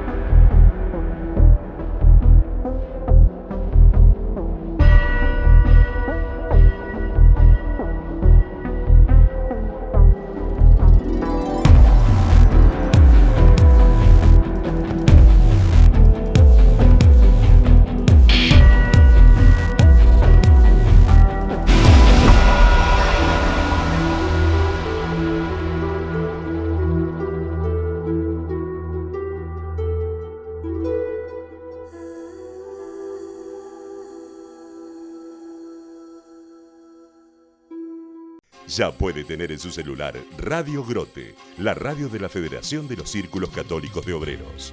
Descargue la aplicación de Radio Grote desde su Play Store y disfrute las 24 horas con buena música, programas con valores, informaciones y mucho más. Sea parte de la comunidad de Radio Grote, la radio de los Círculos Católicos de Obreros.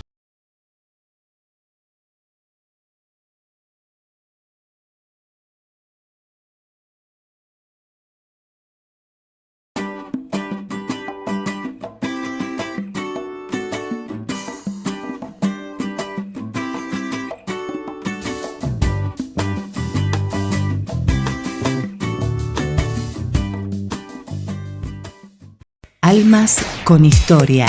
Pero agradeciendo el buen clima. Exactamente, y agradeciendo también todas las personas que ya están. Los miércoles, de 18 a 20, Almas con historia. Canciones e historias de vida contadas por sus protagonistas. Almas con historia. Conducción Marisa Musi y Víctor Balseiro. Almas con historia por radiogrote.com. Un espacio de comunicación y participación a través de temáticas culturales y tecnológicas, contribuyendo a la formación social, cultural y espiritual de la audiencia. Compromiso periodístico. Conducen Alberto José Mier Torre, Daniel Álvarez y Adrián de Ángelis. Compromiso periodístico. Lunes, 19 horas. La nota excelente, ¿no? Marquitos, cuánto para meditar, para aprender y para memorizar, ¿no? Tenerlo presente. Me decía recién Marisa que en los colegios se enseña todo lo contrario, ¿no? Sobre la Revolución Francesa, ¿no? La gente por ahí en el imaginario cree que es algo importante, bueno, positivo, ¿no? Vos sabés que antes de arrancar la charla con Guillermo, me mostró digamos lo que sería el flyer, por decirlo de alguna manera, que usaban los de la Revolución Francesa, y abajo decía o muerte. O muerte. En francés. O igualdad, fraternidad o muerte. Vos sabés que nunca en el secundario me dijeron... ¿Sí? Está bien, pero nunca en el secundario me dijeron que el verdadero eslogan decía o muerte. Jamás me lo contaron a mí. No se lo han dado cuenta, a lo mejor. Y yo creo que lo vieron voluntariamente. ¿No, Marisa? Nefasto. Y la guillotina, de hecho, fue un invento precisamente por eso.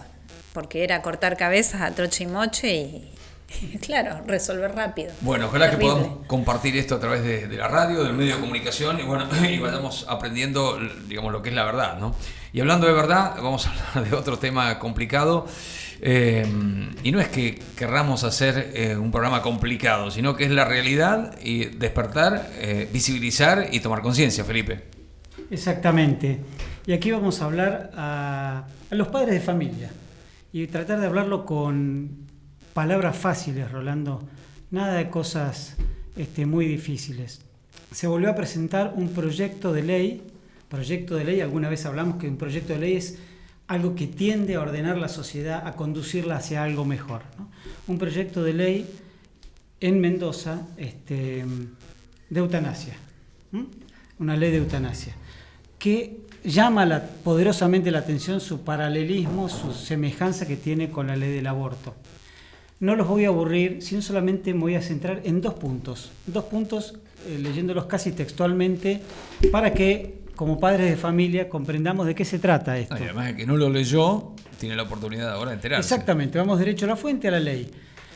Desde que, la ley de eutanasia, uno piensa personas mayores, ¿desde qué edad uno puede acogerse a los beneficios de esta ley? Porque tiene todo un merengue que habla de acaramelado de ayudar a morir.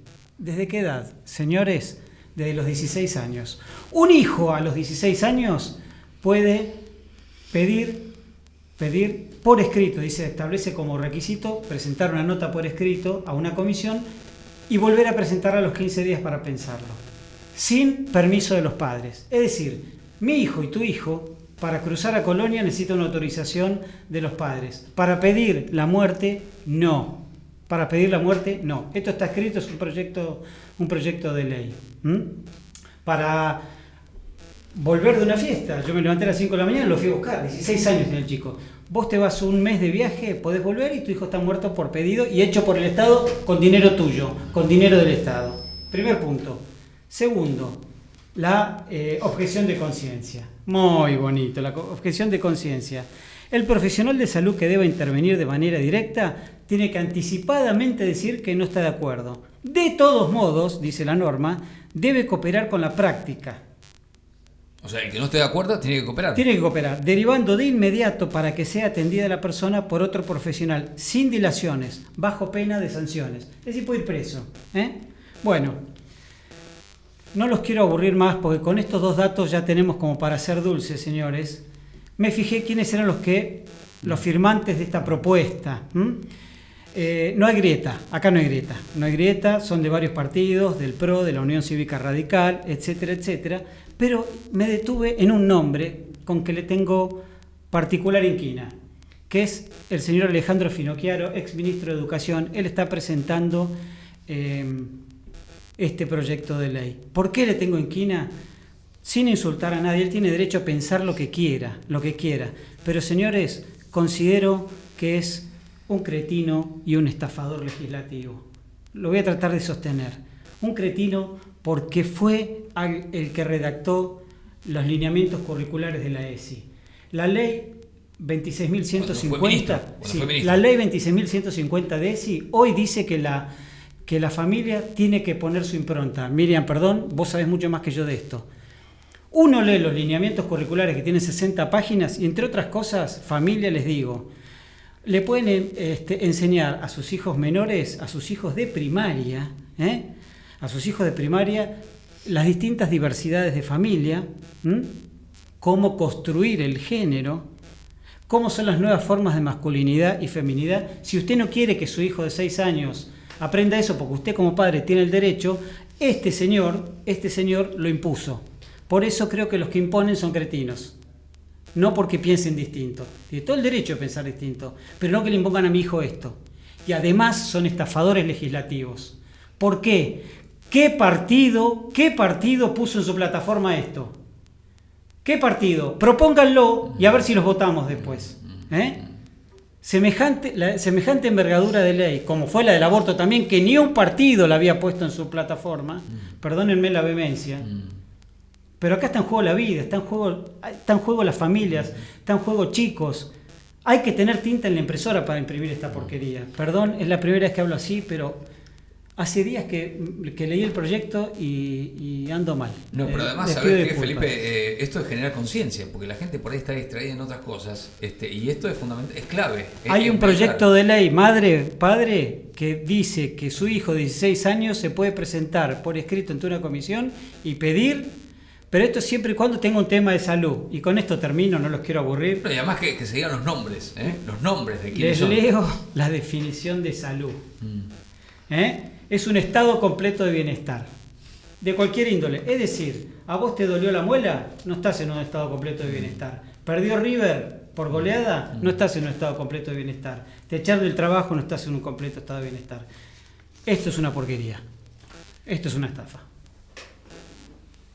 Un espacio de comunicación y participación a través de temáticas culturales y tecnológicas, contribuyendo a la formación social, cultural y espiritual de la audiencia. Compromiso periodístico. Conducen Alberto José Mier Torre, Daniel Álvarez y Adrián de Ángelis. Compromiso periodístico. Lunes, 19 horas. Por radiogrote.com. Una hora en la que la identidad y misión de la familia se expresa en lo cotidiano. Todos los jueves, desde las 13, nos disponemos para hablar sobre los temas que son importantes para todos. Te esperamos ahí, en Modo Familia.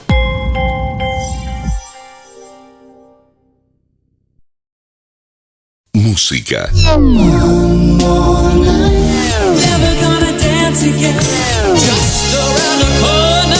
Y algo más. Conduce Claudia Porceli. Todos los viernes 18 horas, 60 minutos de buena compañía y muy buena música. Y algo más.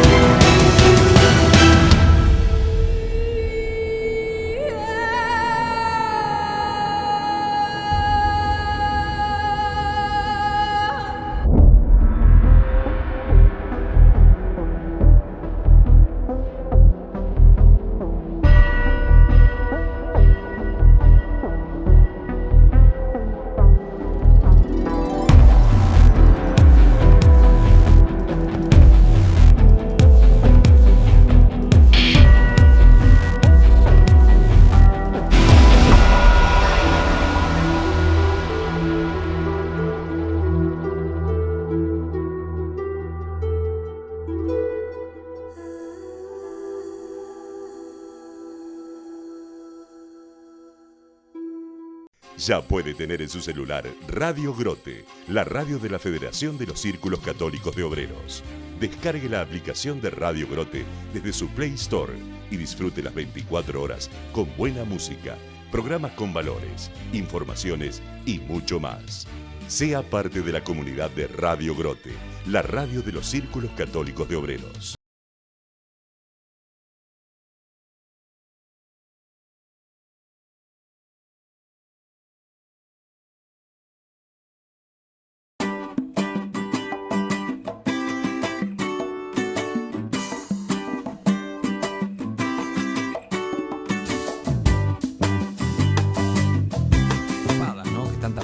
Que no están visibilizadas, y eso es importante, ¿no?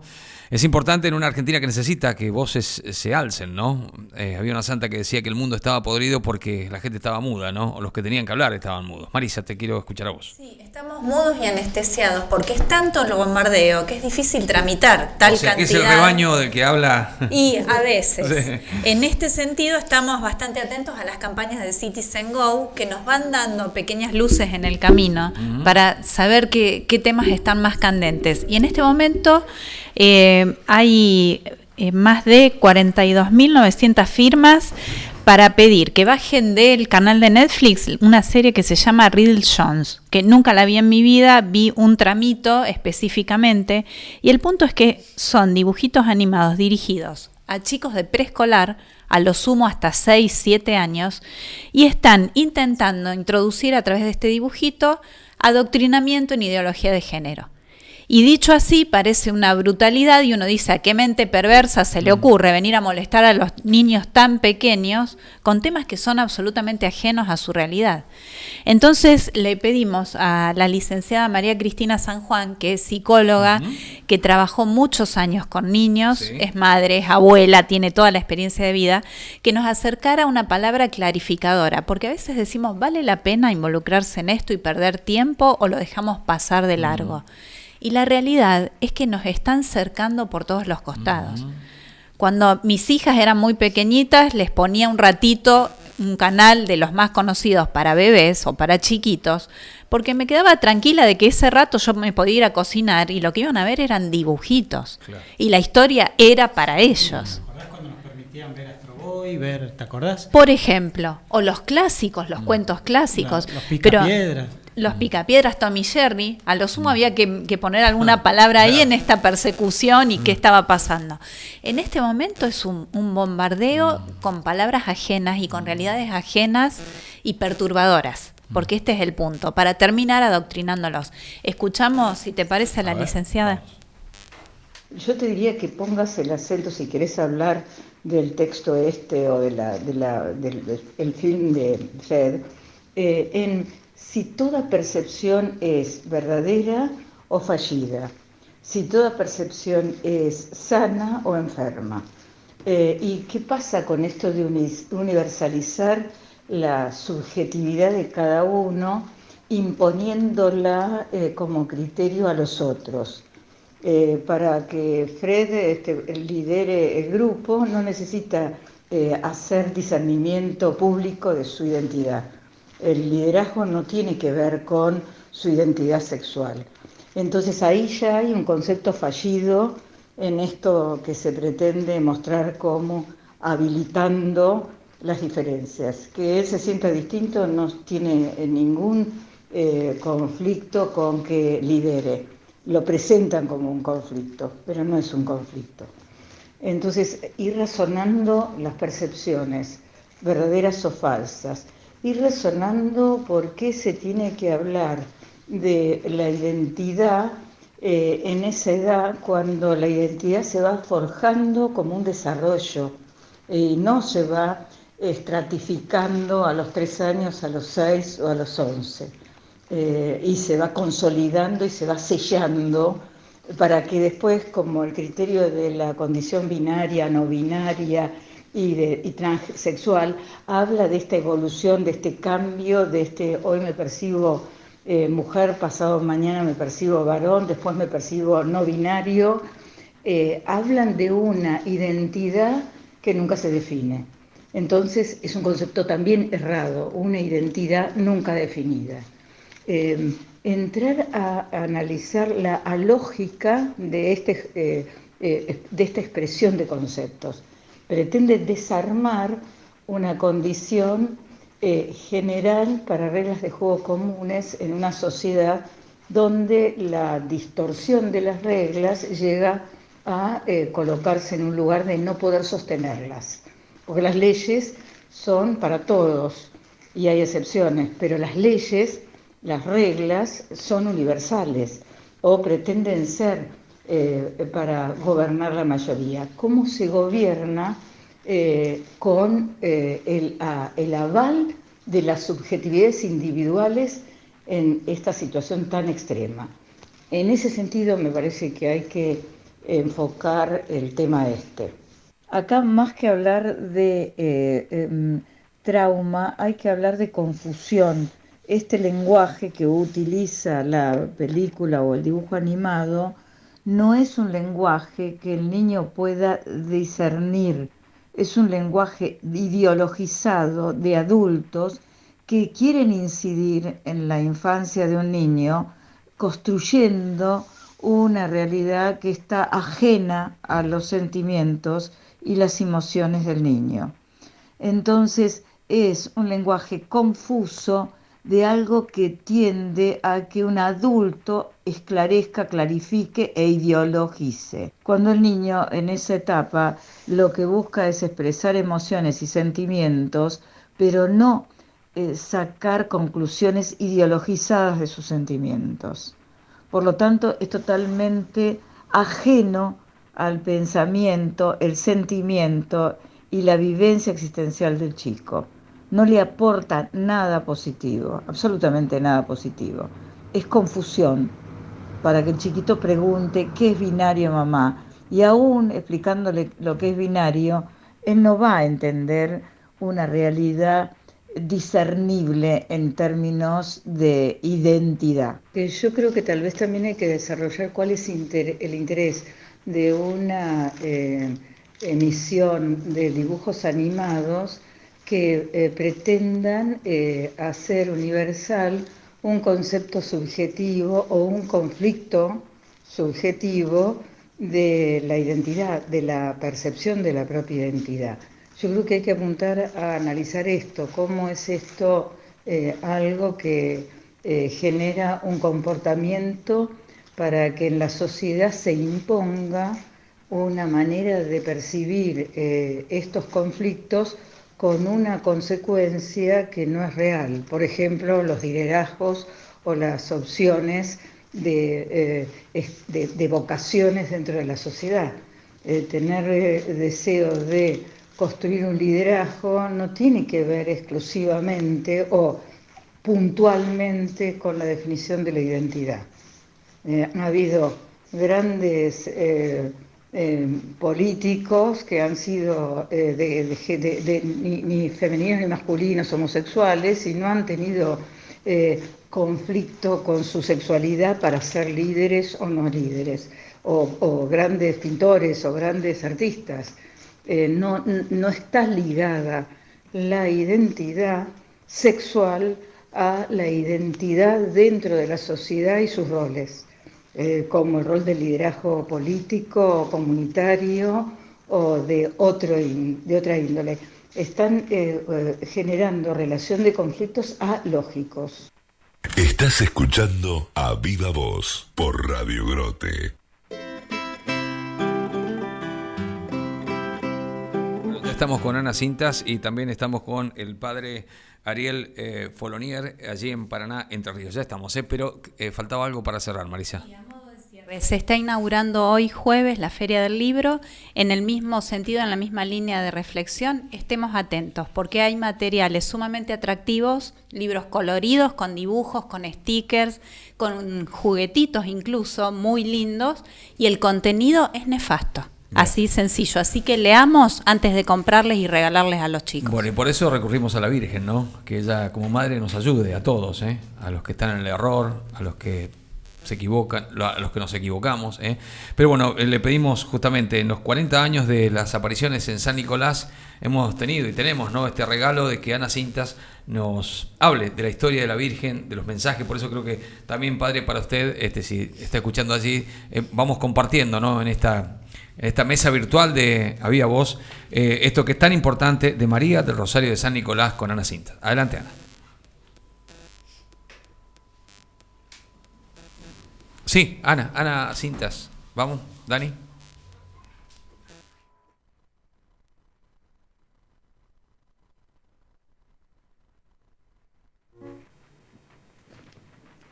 El 25 de septiembre de 1983, Año Santo, comienza en nuestra patria un acontecimiento trascendental. La Santísima Virgen, bajo la advocación de María del Rosario, se apareció a una sencilla mujer, Gladys Quiroga de Mota, como instrumento para transmitir sus mensajes a un pueblo elegido por Dios para ser depositario de un misterioso designio. Y antes que la Virgen dirigiera a Gladys sus primeras palabras, y ante la pregunta que ella le hace sobre cuál era su deseo, la imagen se borra y aparece una capilla. Nos dice: comprendí que María Santísima quería estar entre nosotros. Por esto hemos querido comenzar estos micros marianos con los mensajes que la Virgen nos dejara sobre el santuario. En los primeros encuentros, la Virgen le da a leer Éxodo capítulo 25, versículo 8 del Antiguo Testamento, donde dice: me harán un santuario y habitaré en medio de ellos. Y prosigue: cumplid mi palabra. Recordemos que esta cita bíblica se refiere al pedido que el Señor le hace a Moisés luego de entregarle los 10 mandamientos en el monte Sinaí, llamada el Arca de la Alianza, tabernáculo o santuario móvil, símbolo de la presencia de Dios en medio de su pueblo. Escuchemos a la Virgen entonces en algunos mensajes referidos a este tema.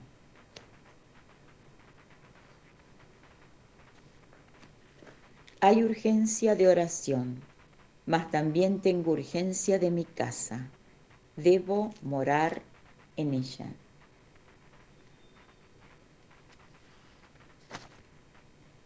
Vuestra madre os pide su morada.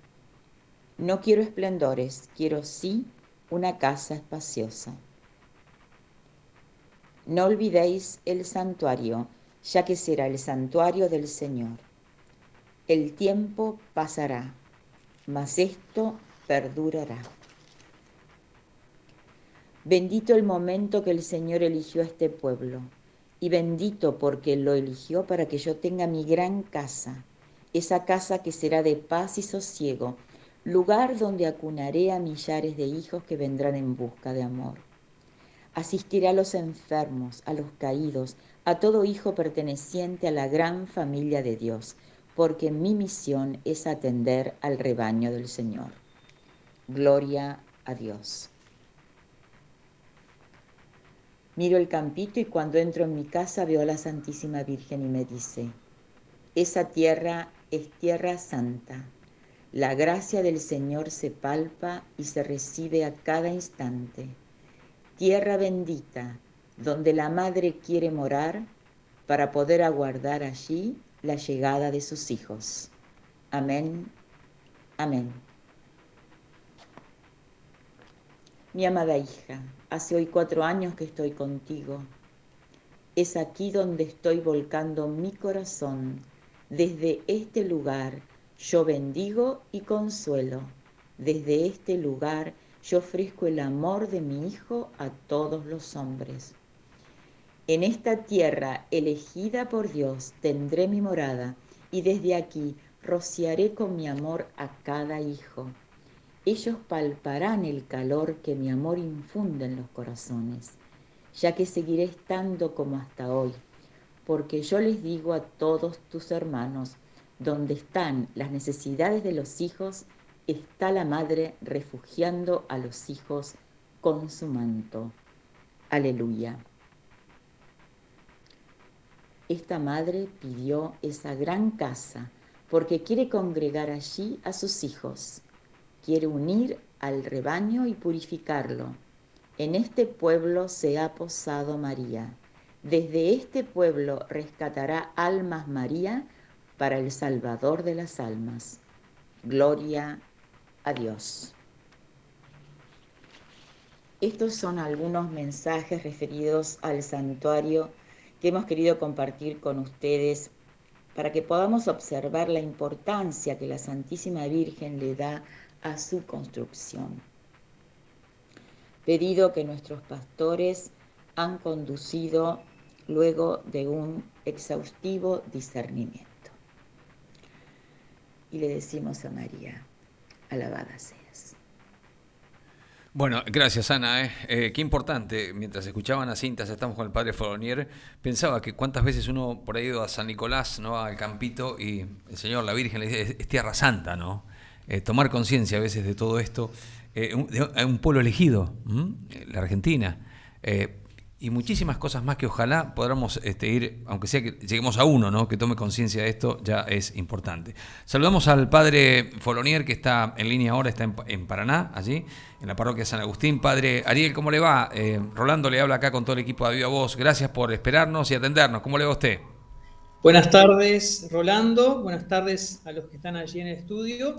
Buenas tardes a la gente que nos está escuchando, a la audiencia. Y no sé si decir buen día, buenas tardes a los que nos escuchan en diferido, lo que les caiga mejor. Claro, en todo momento, no sé si es la tarde, la mañana o la noche. Tiene razón, padre. Efectivamente. Padre, bueno, el tema es vivir alejado de Cristo, ¿no?, del Señor. Cuántas consecuencias, ¿no?, que hay en la vida del hombre que vive de esta manera, ¿verdad? La verdad que sí. Yo recuerdo cuando... primero, bueno, simplemente para los que están escuchando, yo actualmente soy sacerdote acá en Paraná, tengo casi a punto de cumplir 15 años de sacerdote y 40 y algún años, y bueno, me ha tocado estar en distintos lugares como sacerdote del interior, entiéndase, ¿no?, de la capital de la provincia, acá en Paraná, casi cerca de Corrientes, en Feliciano, después también en María Grande, que es una zona más de clase media. O sea, me ha tocado estar en distintas realidades. También estuve un tiempo allí, estudiando en Buenos Aires, en una iglesia que está un poquito en el centro, y me tocaba atender confesiones. ¿Y por qué hago este recorrido? ¿Sí? La idea no es que contarles todo lo que hice, sino que decir que en ese recorrido que he tenido como sacerdote, me ha tocado entrar en contacto con personas que tratan de vivir con sus debilidades, como todos, cerca de Jesús, y otros que Dios sabe por qué, y ellos saben por qué, por ahí viven lejos de Jesús. Algunos por decisión, y otros porque nunca lo han conocido, y es impresionante la diferencia que uno palpa en las personas, en la vida de las personas, en la vida de las familias, cuando se trata de vivir cerca de Jesús, se intenta aún con las debilidades, y lo contrario, lo dañoso que es para nosotros cuando no lo tenemos a Jesús cerca, cuando no tenemos la luz de Jesús en cuanto a conocer qué es lo que es lo mejor para nosotros, la fuerza para intentar vivirlo. Sí, diría que la diferencia es impresionante, y uno tiene esa gracia como sacerdote de asomar al interior de las personas, porque las personas te lo manifiestan, y se hace patente eso que uno aprendió de chico, ¿no?, que con Jesús siempre es mejor. Pero claro, es impresionante, sí. Claro, con Jesús siempre es mejor. Qué simple, ¿no? Es como una fórmula marketinera, ¿no? Pero es así, con Jesús siempre es mejor. Ahora, qué misterio, ¿no? Que el hombre ha avanzado en tantas cosas y por ahí no conozca lo elemental, ¿no? Es que no siempre la ciencia va de la mano de la sabiduría. Son dos cosas distintas. no siempre el conocimiento científico va de la mano del conocimiento de las cosas profundas. Mientras que se me vino, a mí inmediatamente se me vino a la mente un hecho, porque justo estaba escuchando lo que iban poniendo de la Virgen, y se me vino el hecho de la aparición de la Virgen en el siglo XIX, en el llamado siglo de las luces, de la Virgen de Lourdes, cuando parecía que el método científico y la ciencia positiva iba a explicar todo. Y había hasta filósofos que decían que, bueno, la era de la fe ya había pasado de moda, ¿no? Que la fe era un tipo de conocimiento para la gente ruda, para el ignorante, para el que no logra explicar suficientemente las cosas. Bueno, le sirve el cuentito de la fe, perdón la expresión.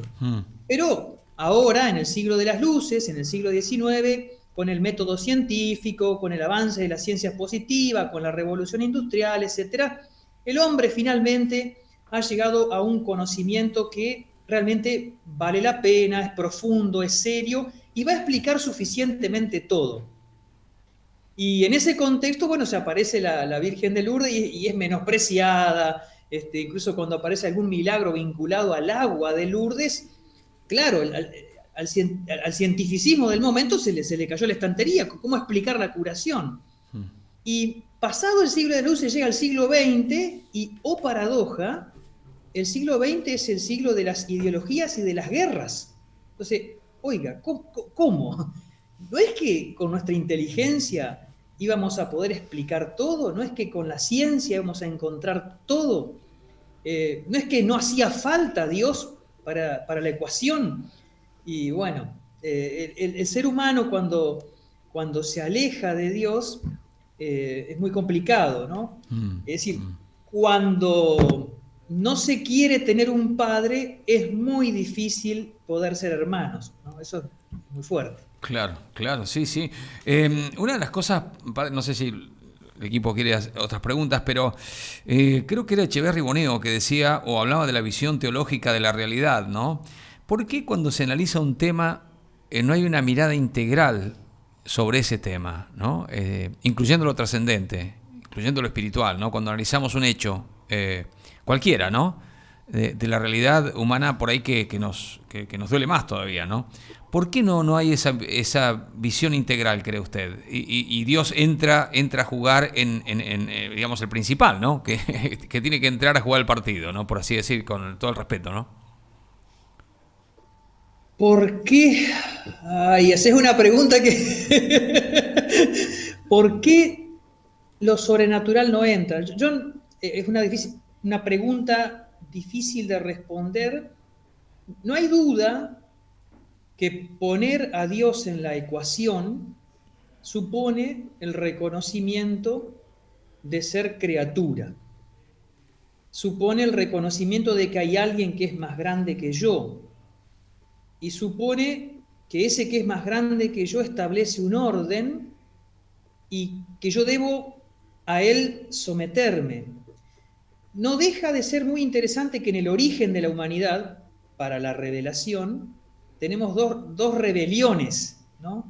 La rebelión de los ángeles, ¿no? Non serviam, no voy a servir, no me voy a someter, no me voy a arrodillar, sería.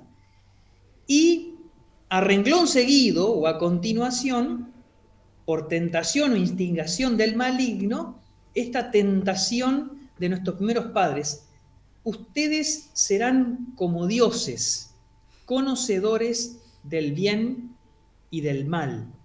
Que quiere decir, en definitiva, ustedes van a establecer qué está bien y qué está mal. La prohibición de tomar el árbol de la ciencia del bien y del mal significa o refiere a que definir el bien y el mal no es de la criatura, sino del Creador.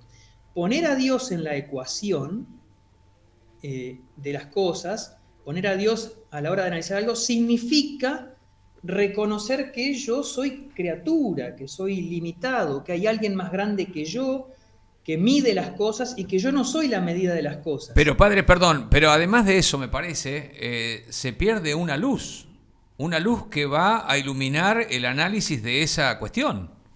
Porque no está esa luz de la fe, no está esa luz de lo trascendente. A eso me refería, ¿no? Sí, bueno, de hecho, Juan Pablo II, cuando inicia Fides et Ratio, él dice, ¿no?, que la fe y la razón son las dos alas del espíritu con la cual el hombre se eleva a la contemplación de la verdad. Sí, uno se pierde una porción de la realidad cuando renuncia a la fe. Y hay en el corazón del hombre la necesidad de creer. O sea, todo ser humano, no importa... ¿Viste? Voy a entrar en algo que es re profano, ¿sí? Pero, ¿vieron cómo se hizo hashtag casi el famoso elijo creer en el Mundial? Sí. Y nos agarramos de cualquier detalle o coincidencia.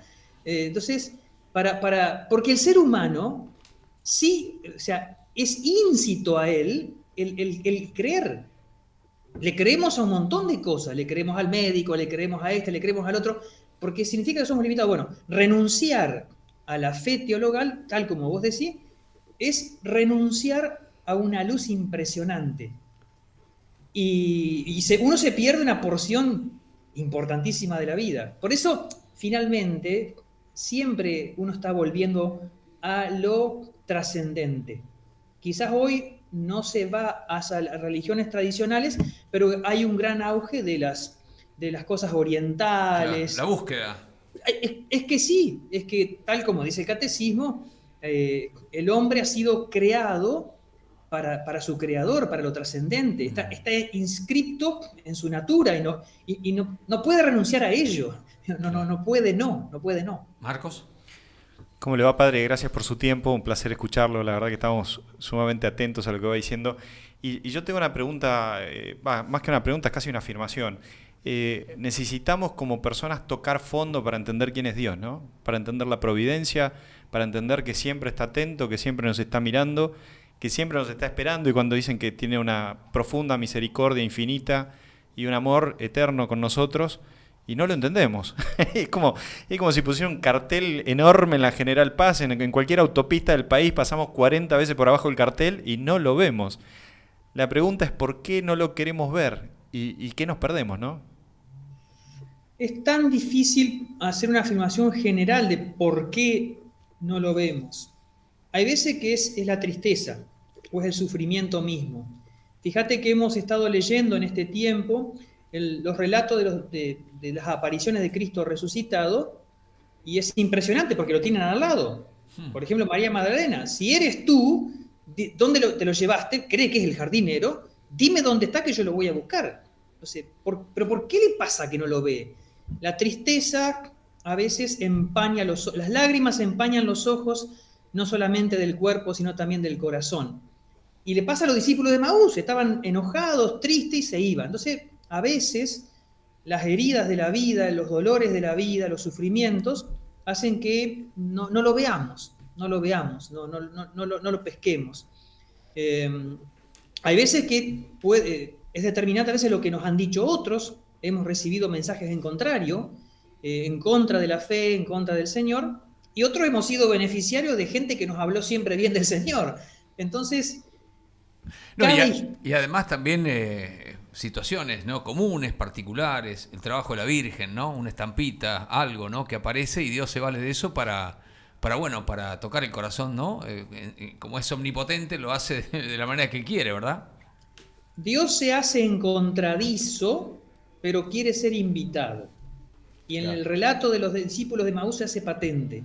Se les acerca por el camino, les pregunta de qué hablaban, los hace hablar, ¿no?, les hace hacer la catarsis, les empieza a explicar, pero cuando llegan a Maús hace ademán de seguir adelante, amaga, y se hace invitar, quédate con nosotros, porque porque ya es tarde y el día se acaba. Y entonces, porque lo hacen entrar, ahí parte el pan, consagra y lo reconoce. Entonces, Dios se hace encontradizo, pero quiere hacerse invitar. Entonces, yo digo que el corazón es como un departamento, perdónenme, de los porteños, tiene picaporte del lado de adentro. Entonces, está allá afuera. Como dice el Apocalipsis, estoy a la puerta y llamo, si alguien me abre, entraré y cenaremos juntos. ¿Sí? Y vos decís, Dios se muere de ganas, se murió para encontrarse con nosotros. Padre, mire, el tiempo se nos va, así que ya estamos finalizando el programa. Muchísimas gracias por atendernos, por su aporte y por todo lo que nos da. Y bueno, además, felicitaciones y mucha fuerza, ¿no? Oración. ¿Y Marquitos?